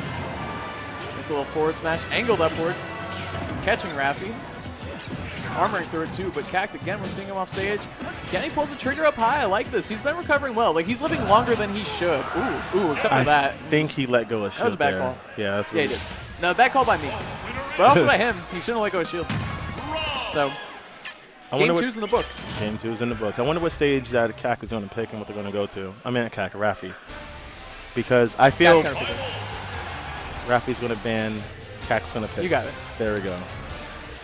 Because, flat stages, anywhere where Rob can't pretty much run away. Maybe even Lilat because, Lilat jank, which is always fun. I think Cact keeps it pretty tight in his stage choices. It's never Smashville, first off. It's either Town and City, Battlefield. Those are usually the two. Like, that's what you see the most. I don't agree with this choice, especially how that game went. I don't agree with the choice at all. But maybe Cact sees something that I don't see. Definitely possible, especially like being like a lower tier like main like that. You got to look at the game in such a unique, different way, than every other main out there in order to find success. Ooh, he duffed that top though, but he's paying for it big time. Raffy protecting his property, running in 39% already in the Little Mac and counting because that's gonna be a down throw into an up air guaranteed. All right, some good combos there for it. Still dash attack. Now we got a Rob off stage, Nair. Okay.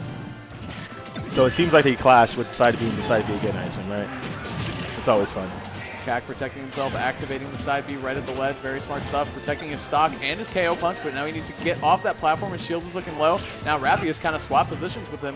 He's the one with the pressure, but the turnaround grab is quick enough. It's going to get rid of the KO punch and the stock. That's actually really, really good, honestly, by Raffy. Like, usually the people get really afraid, and they pretty much camp Little Mac. If you're on Battlefield or whatever, you stay on top platform, try to wait for an opening, and you hit him, hopefully getting a KO punch off. But he just immediately just like, let me just drop down, grab, and do my kill confirm. Raffy just doing such a good job taking over the tempo of the game, swinging everything into his favor. Cact's going to need to find a KO soon, and Little Mac is a character that can do it. Looking forward with a down tilt into an up smash. Not quite enough yet, though. Not enough rage on Little Mac. I mean, Rob's a big boy, as we talked about earlier. I'm not sure if Cact, this is my personal, me playing Cact a lot. Good forward smash there, taking that stock there. He's still in it, and his KO meter is pretty much filled. This is a scary situation. This is a clencher right here. Oh, that's it. Oh, no, he had his jump. Oh, no. This is 15 more %. That's all he needs. Dude, what? Oh, I can't believe he just ran in. He doesn't care. Oh, and he gets the rising up air. That's going to get rid of the KO punch, so Raffy has a little bit of breathing room. But like we said before, you can't let up against Little Mac. Like we saw game 1, Raffy does not. Jumps and gets another up air to close out game 3. He doesn't care. No. What? He ran in and grabbed Does against Raffy, Little Mac with KO punch. Does Raffy know fear? I don't think Raffy knows fear. Chat, let me know if Raffy knows fear. Do you think he actually comprehends, or maybe he. Oh, wait. This is a game 5 game set? This is loser semis. It's time. Roy is coming out. Cac's been talking about this character Roy? a lot on Twitter, so we're going to see how this works out for him. Going to be going against Rafi's Rob on Smashville, so that's going to be a thing. We talked about Cac's stage choice before. Little Mac, he refuses to go Smashville literally no matter what, which is fine. Like, it's not a good stage for Little Mac by any means, but with Roy, he's going to have access to the stage, and let's see what he can do with it, Neko. I know one thing that Cac has played Peking a lot. When he came down, they were pretty much close. Well, maybe he actually has some insight. If you guys tuned in at GU when I fought Peking, he utterly destroyed me. So Peking's very good. Very, very good. I didn't know Roy can be played at that level. For sure, yeah, it seems to be a thing with Little Macs. Like, they like Roy. They're kind of similar characters, you know. Like, they're questionable recovery, a ton of power, quick movement on the ground. Honestly, yeah, I think Roy is a Mac with a sword. Like, if you give Mac a sword, he just evolves into just. Well, you lose KO punch. Like, you lose a lot of stuff that like makes Mac. Ooh. I mean, KO punch is just as strong as full charge side B. I mean, I meant side B, neutral B. Rafi mistiming that up smash. Could have been a stock for sure, but now we see Cac instead in a good position. You gotta watch out for that up air. You gotta know that's coming, man. Yeah, I don't know why he even would have went for that, honestly, because you know Rob's up air sharking mechanics. Rafi's really known for that. Rafi with the dude, that pressure was amazing right there. He's all over Cac's pressure in the air. Cac's air dodges, like his defensive patterns, Rafi's just picking them off, and that's where Rafi makes his money, to be honest with you. So, ooh, and waiting for that. Oh my gosh, patience, man, this is where Rafi takes off. He makes you hit stupid buttons, and then punishes you big time for them. Ooh. This is looking really bad right now for Cac. But Rafi is not. Yeah, I was gonna say like Cac is missing some punishes that he definitely would hit with Little Mac, but I mean this is it's a secondary for a reason, so he's trying it out in bracket. Still not out of this game 4, but he needs to make some magic happen, Neko. And that was magical right there. Unfortunately, didn't take the stock right there, but that was really cool. Yeah, that was like magician magic. We needed like Harry Potter, you know what I'm saying? Like it was Wingardium Leviosa kind of thing. It was not enough. Yeah, exactly. He was pulling a rabbit out of the hat. Was not quite enough. Looking at that up throw, not quite enough. I don't know, man. Like this magic versus science, and we already have proof that science exists, and we got this magic sword here, just denying this magic nonsense, this magic nonsense left and right. Good conversion, top to up smash right there for Rafi. That's going to be 3-0 or 3-1. 3-1. Remember game 1, the forward smash right at the ledge. Yep. 3-1. That was a good fight. I like that Cac mixed it up though. You gotta try secondaries. You're that far in bracket. You're down a game, trying to fight off elimination. Yeah. Why not mix it up? Try something different. So. What's more to lose, Almost paid off for the Roy, but not quite enough yet. We're seeing Boston rivalry coming up. It's gonna be Kool-Aid against Rafi X. Loser out at 3rd place. Interesting. Actually, who was seeded 3rd? Was it Glare? I believe Glare was seeded 3rd over Rafi. He talked to me about that. That might make sense. But given how the season has been going, yeah. Rafi had not a great weekly last week, and Glare has had some good results recently. Does that make Rafi 4th? Yeah, okay, Rafi was 4th. Yeah. Nice. Good call. So we're seeing the 4th seed against the 2 seed. Go having a pull up right there. You can see Cac with the clean 3-1, or Rafi with the clean 3-1 over Cac. We're getting into losers finals. Kool-Aid against Rafi X. Big time classic here at Balance Patch. Thursday night fights. Thanks for joining us, guys. We're having a good time in bracket, Neko. I just gotta put this in with the whole, Kool-Aid being 2nd seed, Rafi being, 4th seed, and Glare being 3rd. 2 + 2 is 4. -1 next week. Kick him out. This is quick math. Can you do that again? I couldn't keep up with that. Could you please? I mean the ting. You know what the ting goes, right? Could you spell it? All right. Anyway, we'll talk about the ting in a second. Getting into game 1. Straight into it. FD2 Rafi against Kool-Aid game 1. Yeah, you know what? This is like kind of the advantage you get when you have to fight through losers, fight and scrap your way up. Rafi looking like he's on fire, but Kool-Aid, he's looking to extinguish that real quick. Kool-Aid is just so just very slippery. Like I love the way his Sheik plays. Yes. Not trying to be biased or anything. Like it just gets in, it gets a whole bunch of damage, and it gets out. Rafi doing really well. Trying to get back from stage. I thought he was actually going to make it back there. All right, good fair to 2 jabs, fighting back, but. Yeah, and this is where the matchup gets interesting. Sheik always kind of in a precarious situation. When she has a lead, just gets dangerous because now we're seeing Raffi. Nice. That's a great defensive option that I think most people forget about, is coming down with an attack against Rob. Most people look for either just like air dodge or getting scared, trying to jump out. Another good option to mix up in there is just have an attack to defend yourself with. Kind of send Raffi a message like you're not in full control here. Cool. Even if even at high percent, like if you get hit, you die, you should come out with an air or any an attack or something. Like I guess a mix. Yeah, it's still good no matter what. Mixing it up, because if you stick to 2 options, he's like, oh, he's gonna guess this or that. Mix in another one. Now you have a 33% chance of actually getting it correct. It's like multiple choice. You take a test. Yeah. Your odds are good, or is it bad? You never know, man. Never know. know. Have the knowledge. By the way, multiple choice with like 7 different answer choices and only one's correct is really hard. Dude, what about when they gave you like A and B, A and C, A and B, B and C, A, B, and C? Like, dude, I hated that. That was not a test of your knowledge. I guess it kind of was. But seeing Kool-Aid doing a good job, testing Raffi's knowledge off the stage, trying to make his way back. Kool-Aid shielding that Nair. It's so important if you're going to fight Raffi's Rob. You've got to be able to deal with his Nair. Power shields and regular shields are very good against it. Like Kool-Aid all over him right there. See the attempt on the up smash right there. Definitely would have tippered and would have killed. Oh, he holds on to the second bouncing fish and is able to connect with it. Into Raffi off stage. Raffi getting booted into the side of FD, and he's going to be dropping his second stock of game 1. See, I feel back, I'm going to make that reference back, like that was a test that Kool-Aid administered, and it was like, is this true? A, B, B, C, A, B, and C, or not at all? And Kool-Aid really just did the mix-up. Like he bouncing fish, because he bouncing fish twice. Through the grenade and then went down and bared him. Like, why? Okay, good. Sure, go for it, man. Go for it. We're going to see game 2. It's going to be Town and City. Raffi going to be looking for a down throw up air on the stage big time. It's going to be killing very early, trying to capitalize on the rage that Sheik will inevitably be giving Raffi throughout this set. That was really good Nair to interrupt that early combo there. That's actually something I need to keep in mind, just to kind of just throw something out to get Rob from off of you. Raffi doing a good job mixing up his recovery. It's going to be another good thing about Town and City in this matchup is that Raffi has some platforms to retreat to avoid Kool-Aid off stage, because that's where he lost a lot of percentage and his stocks was off stage. So.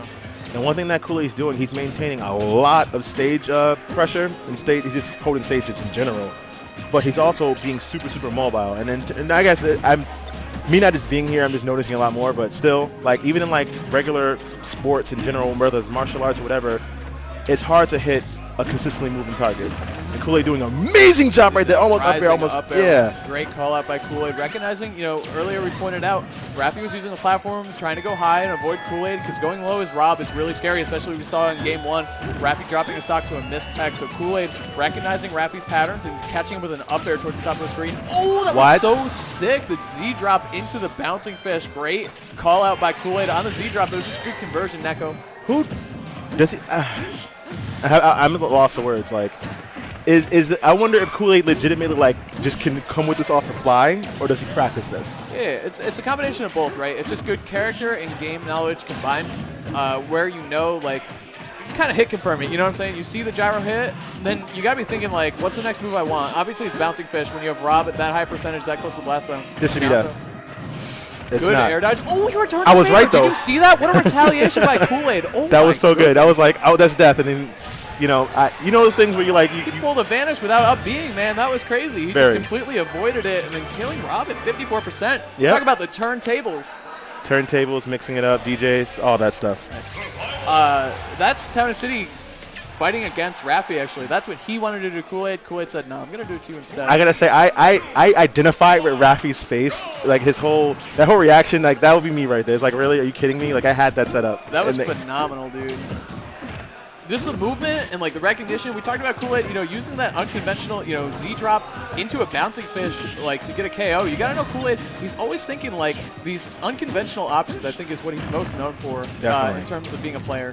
You can't lab that. I mean, you can't lab fighting against that. That's nothing you can do to even mentally prepare yourself by just being aware. Yeah, and it's just good character knowledge. I mean, you see it from everybody in this region that's really good at comboing. Mars, Matty G, Kool-Aid, even Raffi has some sick conversions with Rob too. It's because they're character specialists. They understand their character to these next level things. Just knowing how little things will connect and bounce their opponents, and then getting weird follow-ups after them is so important, Neko. Right now, Kool-Aid, even though it's a little even right now, Kool-Aid still having commanding lead. Good jump away right there, avoiding any beat boop, yes, it's called beat boop, but Raffi's still not opting to do anything waiting for the land. Just kind of maybe keeping an eye on his little escape option. Kool-Aid kind of tumbling the up smash. Raffi was punishing for it, but now we're seeing Kool-Aid returning the favor. Oh, that was so sick. I mean, you want to talk about sick item play? Raffi X has got it. That was so good, dude. That was a call out and a half. A call out and a half. I'm saying. So he's looking for this up smash a lot. Twice. Raffi's Raffi's really good at playing around. When he knows you have a habit, he's really good at punishing you for it. Especially like Rob, he needs reads to get good hits, you know? Aside from his grab, obviously. Rising up air. It's going to be just barely enough from Kool-Aid. We're going to take the stock. We have an even game right here. Back. And got a people for damage. All right, 38%. Yeah, Kool-Aid playing catch-up now. Let's see how he does it. Raffi again doing a good job, you know, controlling this match, but now Kool-Aid is right back in charge, setting up the gyro, looking like Rob himself right now. Definitely. That's actually really, really smart. Well, we are really, really smart, but still taking control of gyro, especially with Rob off stage. He has nothing to use to, like, I guess, jump above and throw out. He loses all those options except of Laser, and Laser has a bunch of lag. So, good eye.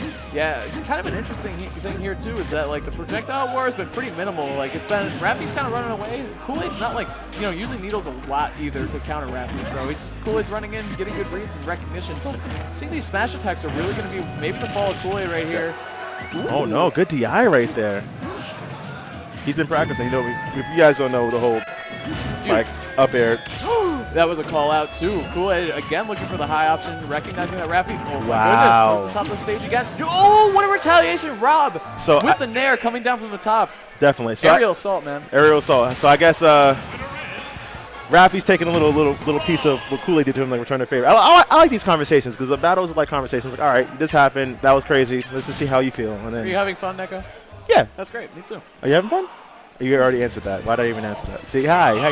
What's up, Chad? How you doing? Let's just turn the tape real quick. This is Neko's first time on commentary. First time on ever. Like, you know, commentary. What's commentary? That sounds fun. I couldn't tell you. But game 4? I was going to say 3, but it was almost a 3-0. Kool-Aid's been doing a good job applying pressure too on Raffi's shield, mixing it up between Tomahawk grabbing, fairing, and then attacking afterwards too. So something you got to do with Sheik Man is that her best thing is that she can control neutral and win it a lot. You just have to.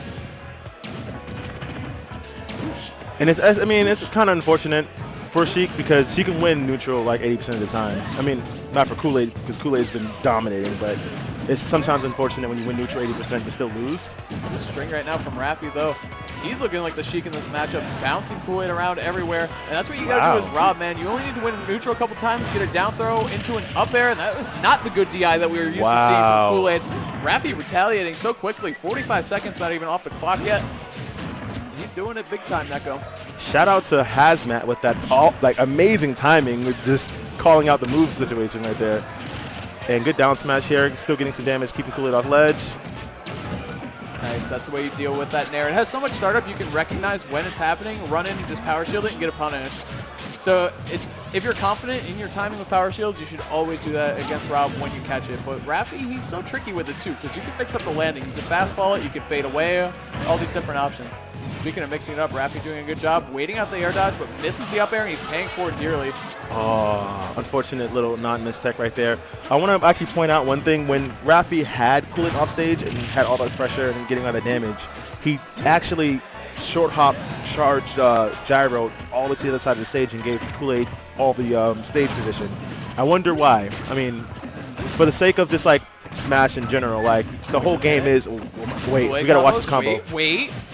He waited for it too. He waited. He heard us actually using the vanish to keep Raffi off stage. Raffi back airing. Let's see what he can find. Back air again. He's out of gas just about. He's running low. Tank is on E. You know when your tank's on E, you have about a couple more miles left. You can see the black. Oh my goodness! You can see the smoke sputtering out from underneath Rob. Great stuff from Raffi, still holding on to this, and Kool-Aid's trying to make a comeback though. Another back throw from Kool-Aid. He's done such a good job picking Raffi off in the air on his way back. But Raffi's still alive until... Raffi has to be really careful. He's doing a lot of air dodges when Kool-Aid is pretty much at his level in the air. Right now we have Kool-Aid off to the ledge. Kool-Aid, there's the tomahawk. And that's it. That was so clutch. That was we really saw good. Kool-Aid go for a couple different mix-ups. You know, he'd empty hop towards the shield. Sometimes he'd do it there. Sometimes he'd fair on the shield. Other times getting the tomahawk and the clutch. Another clutch up air from Kool-Aid. Definitely, so important in the set. So good stuff. Real good stuff. But I'm going to hop off, actually. Real Light Hero finish up the night. Definitely, tonight. definitely. So I'll scooch over, and that'll be it. No problem. Thank you, man. All right, dude. Good stuff, Neko. Good stuff.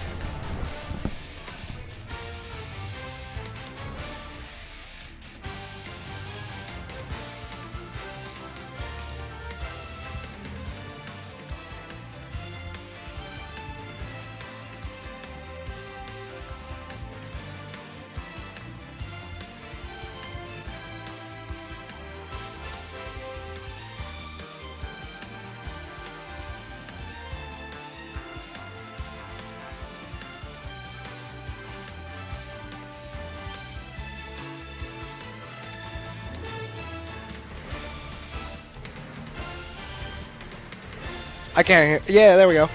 Can you hear me? Yeah, I can hear you. All right. So first of all, I want to talk about how Rafi died at 54% to Sheik up air. How smooth was that moving from Kool-Aid, though, to avoid that situation? It was looking pretty good. I have this weird thing on my face. I don't know where it came from. I probably scratched myself in my sleep. Look at that. Looks like you scratched. Yeah, it looks like a scratch 100%. I probably scratched myself in my sleep or something, but You're good. it's there. You look like a warrior. It's all good. I do. I look like I've been battle scarred. Hero, thank you for joining us for Grand Finals. It is going to be Mars against Kool-Aid. This is a whoa. There you go. If this is a Now we're good. 3-0, Now we're I'm good, gonna yeah. be mad. No. I hope this is a good set, for sure. I mean these. They've been good. Okay. I don't think that it has been a 3-0 yet. It's always been No, at least 3-1. it's been pretty competitive between Mars and Kool-Aid. But before we get into Grand Finals, guys, I believe that we have a trailer for you guys. Let's find out. Let's see what it is. Smooth.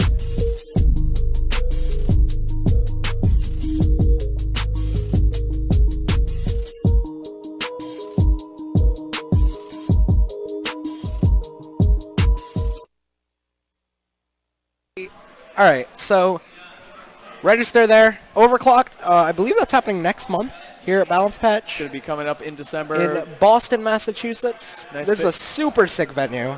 Like, I love this venue. Nice big monthly coming up for us. It's going to be exciting. We're trying to get a lot of out-of-region coming our way, so First monthly at Balance Patch, too. definitely sign up for that. It's going to be really good. If you guys are familiar with the Smash on the Hill tournament series, it's going to be run by the same company of Merry Men. Speaking of Merry Men, though, Doughboy probably will drop a link in the chat for you guys to go register for Overclocked. Let's get into Grand Finals. We're starting on Lylat. I mean, I think this matchup is really bad for Zero Suit. we were talking about this earlier. We were ranking Zero Suit Sports matchups, and we all agreed that Sheik is up there, Cloud is up there, Diddy is probably her worst. But, I mean, Zero Suit is kind of a character that she has, like, she definitely has some struggles in matchups, but it doesn't matter once you get that up air. Once you hit that up air, all your matchup problems go away. It's just a character. Exactly, yeah. And I mean, Zero Suit, I mean, we've seen it endless times, you know, Nairo versus Void, where Nairo's down a ton, but he hits the clutch up air, gets the clutch grab at the right time. That's all it takes. Yeah, exactly. So, like, the thing is, too, is up until, like, basically until these Balance Patch weeklies happened, Kool-Aid didn't really consistently show up to weeklies or monthlies or any of that. This is what we're talking about right here, Hero. It's going to okay. be very close. Kool-Aid just skimming the top of the blast zone. Not enough. He's really looking for these up smashes, Hero. I think both Power these chip? players, yeah. And Kool-Aid gets a lot of mileage off those up smashes, even if it's not the sweet spot hit. I see him get a lot of kills on Mars for whiffing down Bs or up Bs with that up smash. But I think that both these players, since Kool-Aid has started consistently, ooh, that needle punish was smart. The double power shield. Coming to these weeklies, I think they've both progressed in this matchup so much. Definitely got to agree with you there. You see go back and forth a lot. Kool-Aid has yet to take a set, but who knows, man. Today could be the day. He's in a good position to take this first stock, but such a crucial position that he's in right now. Mars sitting at the max rage. That's going to be an easy punish. Great nair, actually. Yeah, Mars DI'd away. He thought up air was coming. Probably should have SDI out of it. Exactly. Yeah, that was good recognition from Kool-Aid. Using his nair, take off the first stock. But Mars still looking comfortable here, kind of goofing around, but he's got to straighten out. He's got to straighten out his act if he's going to try to take away Kool-Aid's first stock. Reverse up B out of shield, gets Kool-Aid off stage, but comes back with an aggressive fair. I like it. Now this matchup is pretty much neutral versus punish too, right? Sheik is almost all neutral, and CSS kind of heavy punish game. Punish and reads, and again, Sheik, you got to have him because Sheik, again, we talked about her earlier, such a dominating force in neutral, so quick, so efficient at racking up damage off of so many little stray hits between grab. Ooh, tipper up smash. It's a good 20%. Kool-Aid's very smart at recognizing when to go for that. Mars though, getting a down smash. Yeah, I didn't think that would kill, but very close. Kool-Aid, I think Kool-Aid should be opting to throw a few more needles here and there. Definitely rack up a bit more damage. Nice roll read from Mars, but doesn't connect. Goes for another one. Oh, and you know what? Nice dash up by standing Kool-Aid. animation. So smart. Kool-Aid, ZSS. excellent spacing at the 119 percentage mark. Kool-Aid able to take in a two-stock fashion here. That's what we're talking about here at Balance Patch. You know, ZSS kind of one of those taller characters too. You know, Rosa, Mewtwo, Sheik. Sheik's a little tall, but ZSS, you can kind of hit those characters with that tipper up smash once they stand up in that animation. Yeah, that timing is not the easiest in the world. No, you not gotta at dash all. right through them, and as you're crossing them up, you want to hit the tipper. So it's important to hit that part because it launches them a lot further, a lot more powerful. But seeing Mars looking for that was a bait right there. The whiff grab or the whiff grab, looking for a down smash punish. But Mars tried and true Dreamland too. Kool-Aid running away with the percentage lead. Yeah, the Dreamland's really smart. I wonder if Kool-Aid banned FD because Mars has been going Lucario against him on there, and Kool-Aid has a hard time in that matchup. It's just kind of a gamble of a matchup. And, ooh, that wall jump paralyzer. Kool-Aid should be good. That was close. Usually I don't see Mars really use up tilt that much. And I think in this matchup especially, Sheik likes to jump a lot, right? Get those forward airs, get those nairs, back airs. This could be it. Up air? No, he's going to wait for him to land. Yeah, I like how he covered the option. Kool-Aid was going to look to cover if Mars went through to the bottom platform, or went through to the bottom of the stage, but he went for the top, so Kool-Aid... Camping neutral get-upping. Mars likes to eat those, like... He gets so much mileage off that. Like corn toasties. Yeah, for sure. You know those? Those are delicious. They're pretty good. You ever had them? Yeah, I have had them before, but Nice. I don't know. Good movement from Mars. Avoiding I feel like the they're tip just up smash. okay. All right, we got to talk after this. But you know what else I've noticed? That Kool-Aid's doing this matchup really well. Ooh, nice grab from Mars. He's pulling these rolls really well. Okay, Kool-Aid gonna DI that. I don't think that would have killed, regardless. Nice call out on that bouncing fish, Yeah, too. both these players doing a great job calling each other out. Interesting Really? I think he was option. trying to cover the jump off the tech. That doesn't exist. That's not an option. It's not, but he tried to cover it anyway. Look at that, too. That up smash, Sheik's up smash is so fast that Mars, he's kind of caught in his DI on some of these. Gets a bouncing fish. I love Kool-Aid. Kool-Aid's movement right now. He's pulling out Mars in the air a lot. Between needles and that bouncing fish we saw, he's doing a great job catching Mars in his movement in the air. Have you ever seen Kool-Aid taunt? Yeah. A few times? Play Wi-Fi with him, man. Yeah, that's definitely the taunt his zone. taunt button is broken, I think. He hits it all the time. Can you repeat his taunt phrases on commentary? The taunt phrases No, on, I can't on actually. the online? Not today. Kool-Aid, though, definitely not out of this match at all. Mars is only 1 or 2 good hits away, but he Going for a lot of these. He keeps swinging with those forward smashes. Eventually, Kool-Aid's going to catch up and potentially steal the game away from Mars. But in these sets, usually Mars steals games. You know what I'm saying? Like, Kool-Aid has a lead, and then Mars gets an up B, or like we saw earlier, a flip kick or something. Like, the back air, that's going to do it. Kool-Aid just picked the wrong option there. Either Mars teched in or he teched out. Went to the right side of the platform or the left. You have to guess one of them. Exactly. Or you guess center, but often is covered by right and left. But Kool-Aid just shows the wrong option there. Eats a back air for it. Good recognition from Mars. Platform drop back air. I see ZSS steal a lot of kills with that, man. Like, her back air, she just has so much power as a character. Yeah, We saw her back sitting air is crazy. Saw her sitting there at pretty decent rage against a lighter character like Sheik. That's going to be enough. But good news for Kool-Aid is that he won game 1.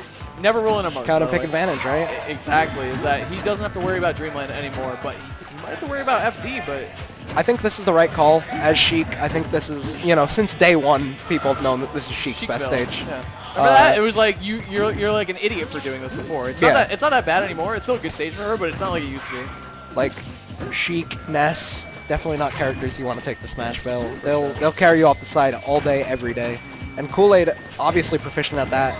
Saw him get some nice strings on Raffi there, but Mars with an up B. String of his own, doesn't kill Kool-Aid, sitting at 83% now after that back air, and Mars sharking really deep for it. That was great pressure from Mars. He didn't necessarily have to land the hit on Kool-Aid, just enough to scare him away from the ledge, far enough away from the ledge where he was unable to recover.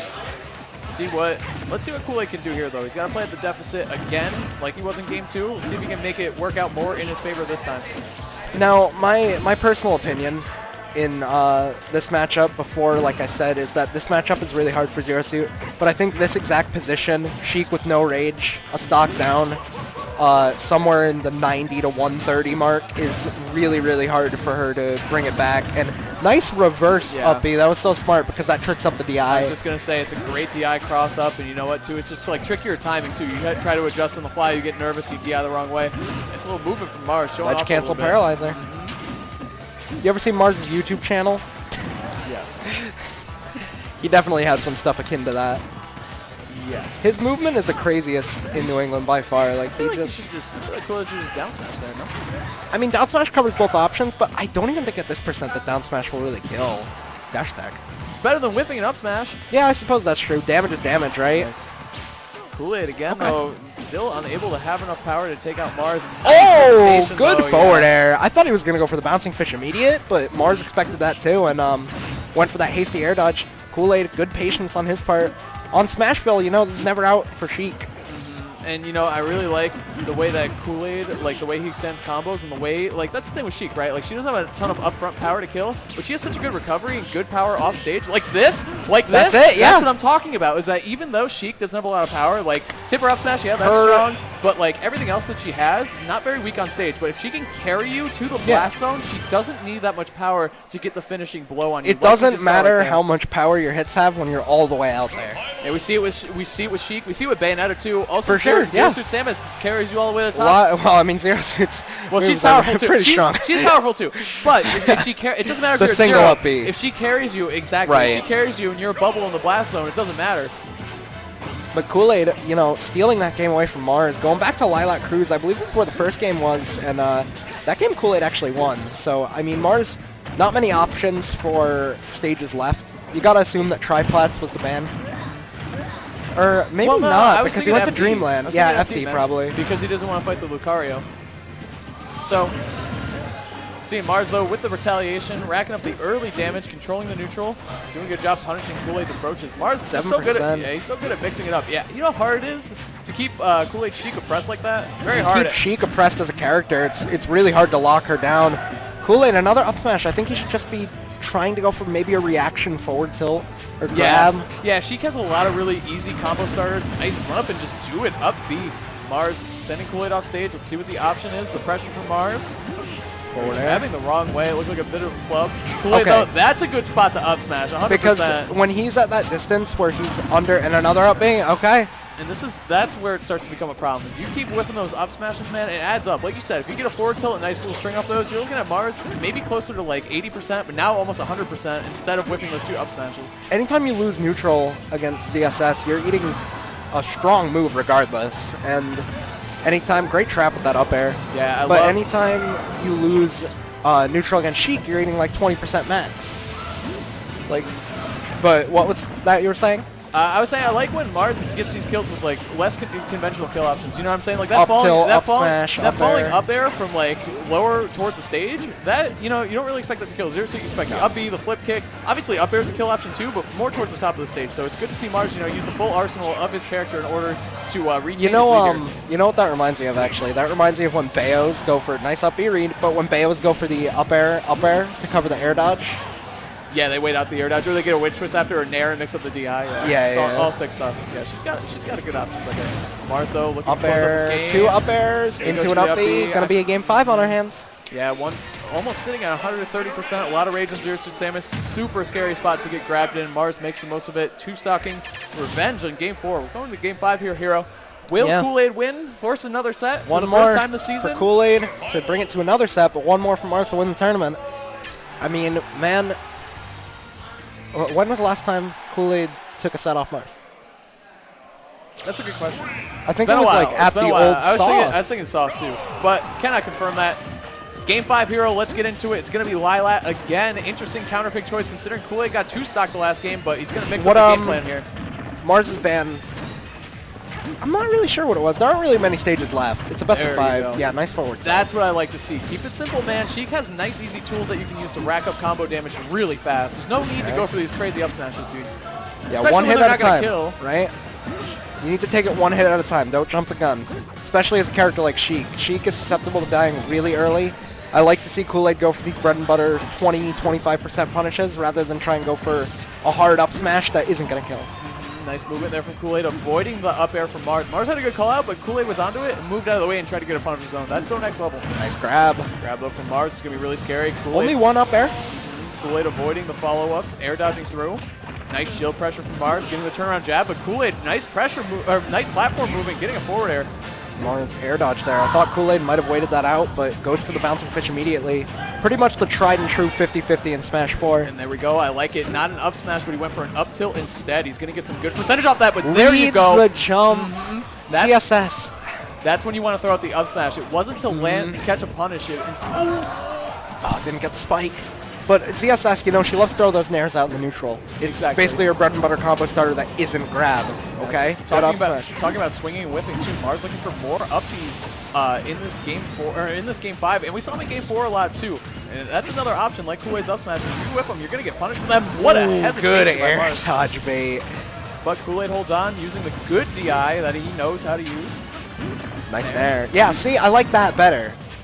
That's just a good punish. Kool-Aid trying to run away with this. He does not want to drop the stock because then he's in a real dangerous position. Okay, he's definitely at kill percent, from anything. Yeah, exactly, yeah. And that's a super scary position to be in as Sheik as well. Oh, just no.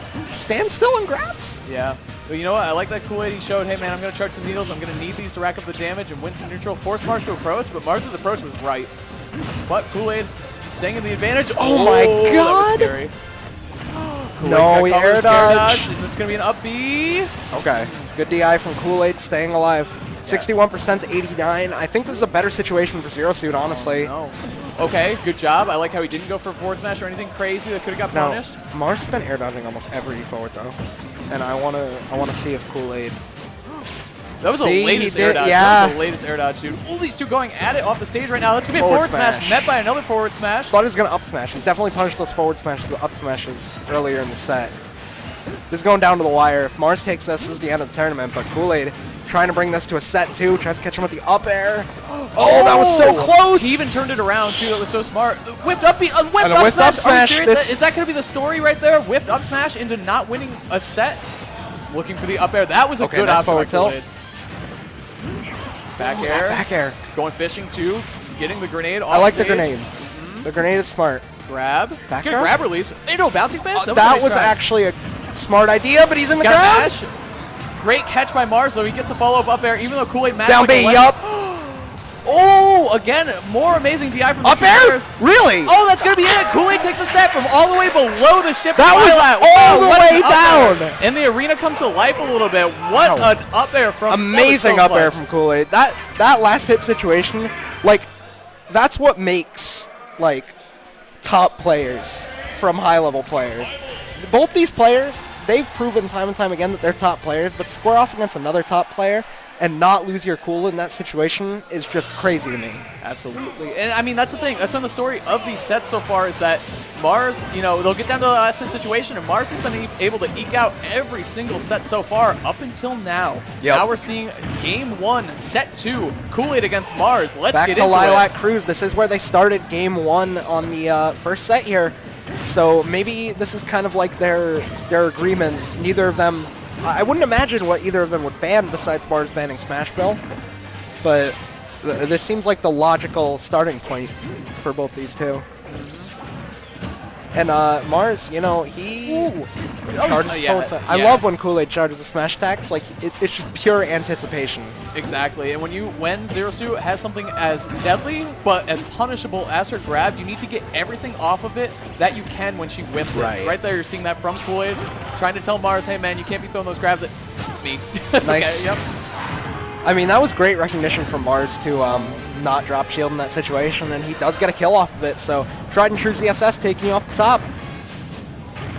Forward tilt to keep Kool-Aid off stage. See what the pressure is from Mars, looking for down smash. Nice hesitation, he is able to get it. God, Mars feeling himself right now. That's going to be it, yep, game 1. 2 grabs, up air, and then that nice little 1 or 2 hits of that up B right towards the blast zone is going to be enough to take game 1. For sure, man, and Mars, you know, not really...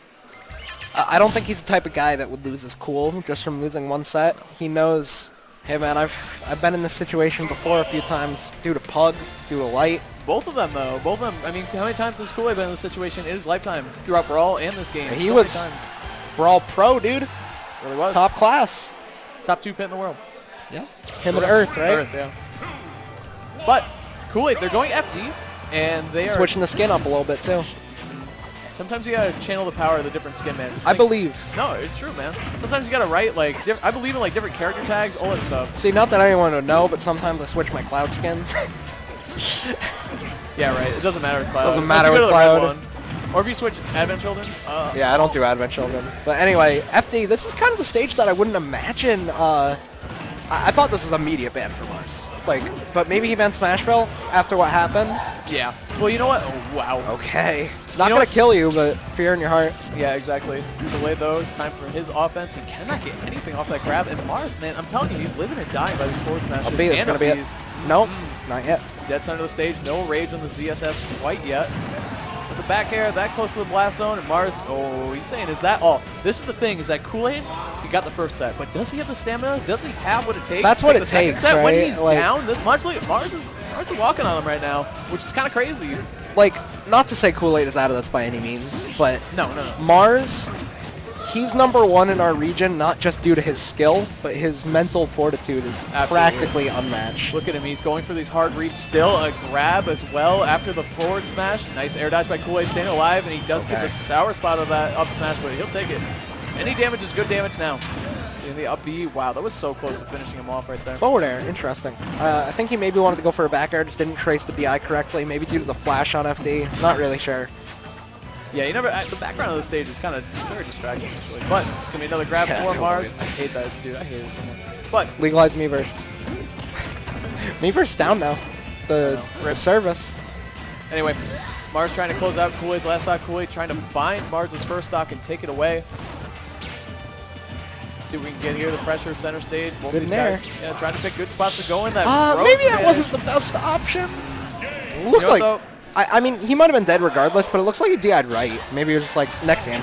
It's just a Kool-Aid option right there. He's just throwing out a vanish, you know, in neutral. Like, why not? You can catch somebody in a couple different, like, crazy hard read situations, but if you whip it, you're gone. probably dead. So, game 3, Mars up 2-0. What does Kool-Aid have? He's got a dig right here, Hero. What does he got to do? Pac-Man. That's all I can think of. So, I mean, you're so wrong, dude. He needs to. Against Zero Suit, I think he needs to slow it down a little bit. He's shielding a bit too much, and that's not really something that you really want to be doing against Zero Suit. Getting grabbed a lot. Yeah, he is getting grabbed a lot. I think he needs to slow down his pace. Don't sit and shield so much. You have a lot of options at your disposal that just flat out beat out some Zero Suit's options. You have up tilt to stuff Nair. You have forward tilt to stuff any of her aerial approaches. If you slow your game down, man, like, like he just did there, he didn't even rush in to get grabbed. Right. Let us not discredit the man on the other controller, though. Mars, an absolute runaway train, you know, through those first 2 games of Kool-Aid trying to find the breaks and hit them right now. 39% and counting on Mars' Zero Suit Samus. Forward throw and a bouncing fish. See, I think Kool-Aid is doing the correct thing here, though. Like, he hasn't gotten grabbed yet. He's slowing down his pace a lot. He's getting hits and resetting neutral, and I think that that's the smart thing to do against Zero Suit, especially as Sheik, because your neutral is that much better than hers. He's not going to be dead from this grab, but next one might do it. Okay. The crazy thing about this matchup, though, is that Zero Suit, even at this deficit, you got to be feeling pretty fine about life, because if you get a grab in the right spot and you get the up B right, it's going to be a KO. Thank you for the demonstration, Mars, and he's going to be dropping a couple more taunts. Is that all, man? And it might be, because Mars, 1 stock away from sealing this tournament. Yeah, you know, Kool-Aid, he did get the first set, but he's facing elimination right here in the second set. Mars up 2-0, and with a stock lead after Kool-Aid had a dominating percentage lead. But isn't that just Smash 4, Hero? It definitely is. This game is so volatile. Especially with these 2 characters. Yeah. You know, that's just bound to happen. Sheik dies early, ZSS kills early. It's not rocket science, right? Absolutely not. Mars sitting at 119%. Kool-Aid only at 19, but on his second stock already. See what Kool-Aid can find here with the pressure. Nice little forward tilt. Looking for another rising up air. I love the way he's been using up air tonight. Yeah, his up airs are great. He got some great up airs on Raffi. He's gotten some good ones on Mars, too, but this could be the tournament. Not yet. Dude, that was ridiculously close. He just down aired. He really went for it. So, on the ledge here, let's see what Mars can find. You can tell he's feeling confident after that down air. Yeah, for sure. And Mars, you know, he doesn't go for those down airs unless he's, like, 100% sure that it's Yeah. gonna connect. He's got to have a read for sure. He loves to end tournaments and stuff like that, but He's a stylish dude. Kool-Aid for sure. Not gonna let that happen. But and right here we're seeing it could bite Mars in the butt. Good big air time. dodge on that, because Mars definitely did end the winner's final set with that down B on that neutral getup or on that bouncing fish whiff or something like that. But Kool-Aid knows that Mars, that Mars is very proficient with that down B. We were talking about that earlier, man, and yeah, I don't think any ZSS, not even Nairo, does it quite like him with that move. Yeah, all the top level ZSSs, you also have Latai, a couple different ZSSs. They play so differently, which is interesting because the character who's so volatile and has so many different options. Up air, really. Oh, Up smash, yep. up smash. Gets another one running right in there. Great I command think of his character. Kool-Aid running in. He's getting done a gear shift, I feel. He's said, hey, I'm going to stop going for those up smashes, like, super risky.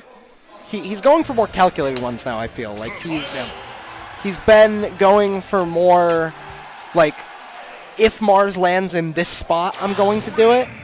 But otherwise, I'm going to throw it out in a way where I don't get punished. But he also has been doing it on those forward smashes quite a bit. But he kind of had a drought in the middle of the set where he didn't, like, really do that. So here's the problem of Heroes, that Kool-Aid's going to have to win 2 games, most likely both of them on Dreamland, which is really, really scary for him. And, Mars, I believe, I don't actually know if he played on this stage like earlier in the night. That was a horrible spot to whip those jabs. That was absolutely horrible. It's going to be a grab with the platform right there. Mars commanding lead now, but we saw this in Game 3. See if Kool-Aid can bring it back. It's going to be harder on the stage, though. I don't know if Mars was playing this stage earlier in bracket. It seemed like he had a pretty nice bracket up until Kool-Aid, but against Kool-Aid, this stage is just looking like the absolute worst place to be if you're Sheik right now. Because ZSS has these platforms to extend her up airs. Every time you land on a platform, you basically get 2 more up airs. Right. And we've seen amazing Zero suits like Latai, like you mentioned earlier, take a set off Zero because of these very platforms on this very stage. That's absolutely right. If this is not the ban for Kool-Aid, I can't imagine what was. Because I don't know, man. That's a good question. I feel like Here this we go. is an auto This ban could be the every tournament. time, and that's gonna be why. it. Another 2 Because stocks for Mars. every time Mars gets you in the air on the stage, he just kills you. So that was another 2 stock by Mars. It was a 4-game grand final set. Set 2, though. Set 2, Kool-Aid was 9-game able- grand finals. True, you're right. Not bad. Not bad at all Kool-Aid for Kool-Aid. definitely played very well, and hey, you got to set off Mars. That's not something that a lot of people, not even just in New England, but in this game, can say. Because New England, we have some very proficient talent, and Mars, he's the top of the cut. Always has been, at least for a while now. Long time, yeah. It's 2 of our top players for sure. Yeah. Legacy players here in New England. Glad to see Kool-Aid put himself on the board. There's Sorry, a fly there's a fly in the commentary booth. Punch that. But good stuff to Kool-Aid taking that set. I think. Yeah, do we for have, sure. Do we have a slide for Zeno? Is that possible? Yeah, do we have anything I want to going show Zeno off because New York and New England, we're trying to combine our power a little bit. We're trying to help each other out. We're both good regions. Together, For we sure. help each other out. We can become 2 great regions. So Xeno Saga 12 coming up. Please go to that if you are in the New York area. Wave has something to say. Hashtag where's Mama Bear? Get that out of here. Wave, go away. Wave is... Get out of here. Get out. I don't trust you. Go. You've lost a lot of trust. Anyway, please go to Xenosaga 12 up in the New York area on Saturday, November 18th.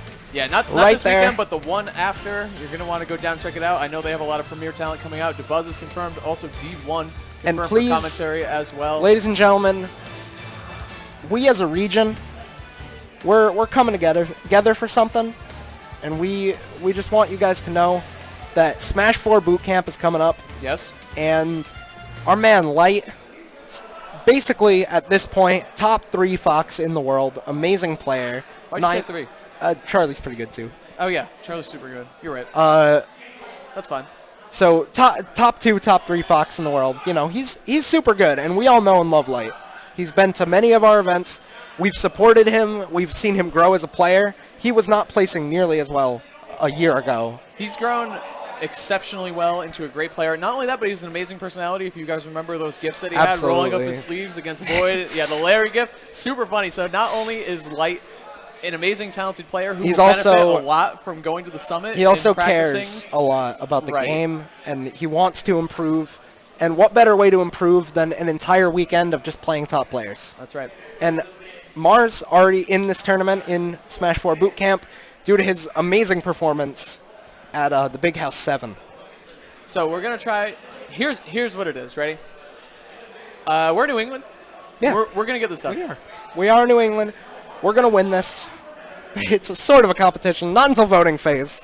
But we need to get Light. We need to get him in through Twitter. We need to get him in the voting phase first. So everybody go right now, if you haven't already, New England Smash 4. There's about 100,000 links to it. Go to Light's page, nominate him, and we'll get going there. You can go to Haz's Twitter. You can go to my Twitter. We both have posts saying we voted for Light. You can follow the link through there. It's also in the chat. Doughboy Nightbot dropped it. And please vote for Light. Not just for him, but for us as a region. We don't need, but it would be great for our region if we got more representation up at an event like this. That's right, man. So I think that's it for the night. Great balance patch for everybody. Good losers run for sure. By Cact. Good winners run by Cact, and also Cact, good set by very Kool-Aid impressive fourth place finish. Yeah, he did well. He did well. Beat Scott, beat Glare. He beat both of them, actually. He beat both the brothers. He beat Glare? Yep. Winners quarters. Winners, okay. Gotcha. And anyway, I don't know. Just great run overall from Cact. Good stuff from Tanark today. He played well. Yep. Good stuff. Another up and coming from a lot of great people today. Scott, I always like to see the CT boys come out. Plays they well. do well. They've been playing better and better too. So the Burnett Bros and lots of other homies came out today. 70-man bracket. Thank you all in the stream for joining us for this very hype grand finals, very hype top 8. That's right. Amazing bracket. And be sure to tune in next week or come here yourself if you have the opportunity to. Same time, same place. Thursday night fights here at Balance Patch in Boston. 6:30 o'clock, bracket starts. 7:30. 7:30? Is it 7:30? Yes. 7:30. I was wrong. 7:30. Don't come at 6:30. But no, yeah. We're just trying to grow as a region. Vote for Light, please. Get our boy into Smash 4 Boot Camp. All right. I think that does it for us. And that does do it. Pleasure commentating with you, Haz. That was a great grand finals. This is Hero. Follow Haz at Hazmat SSB and me at SSB Hero. And we're going to be signing off for the night, guys. So we'll catch you guys next week, hopefully. All right, yeah. We'll be seeing you. Peace. I'm Hazmat. What?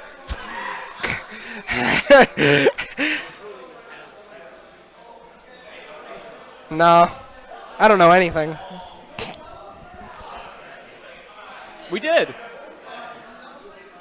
I said we'll be seeing you. That means it's it. IDK man, but GG's. IDK man, but GG's.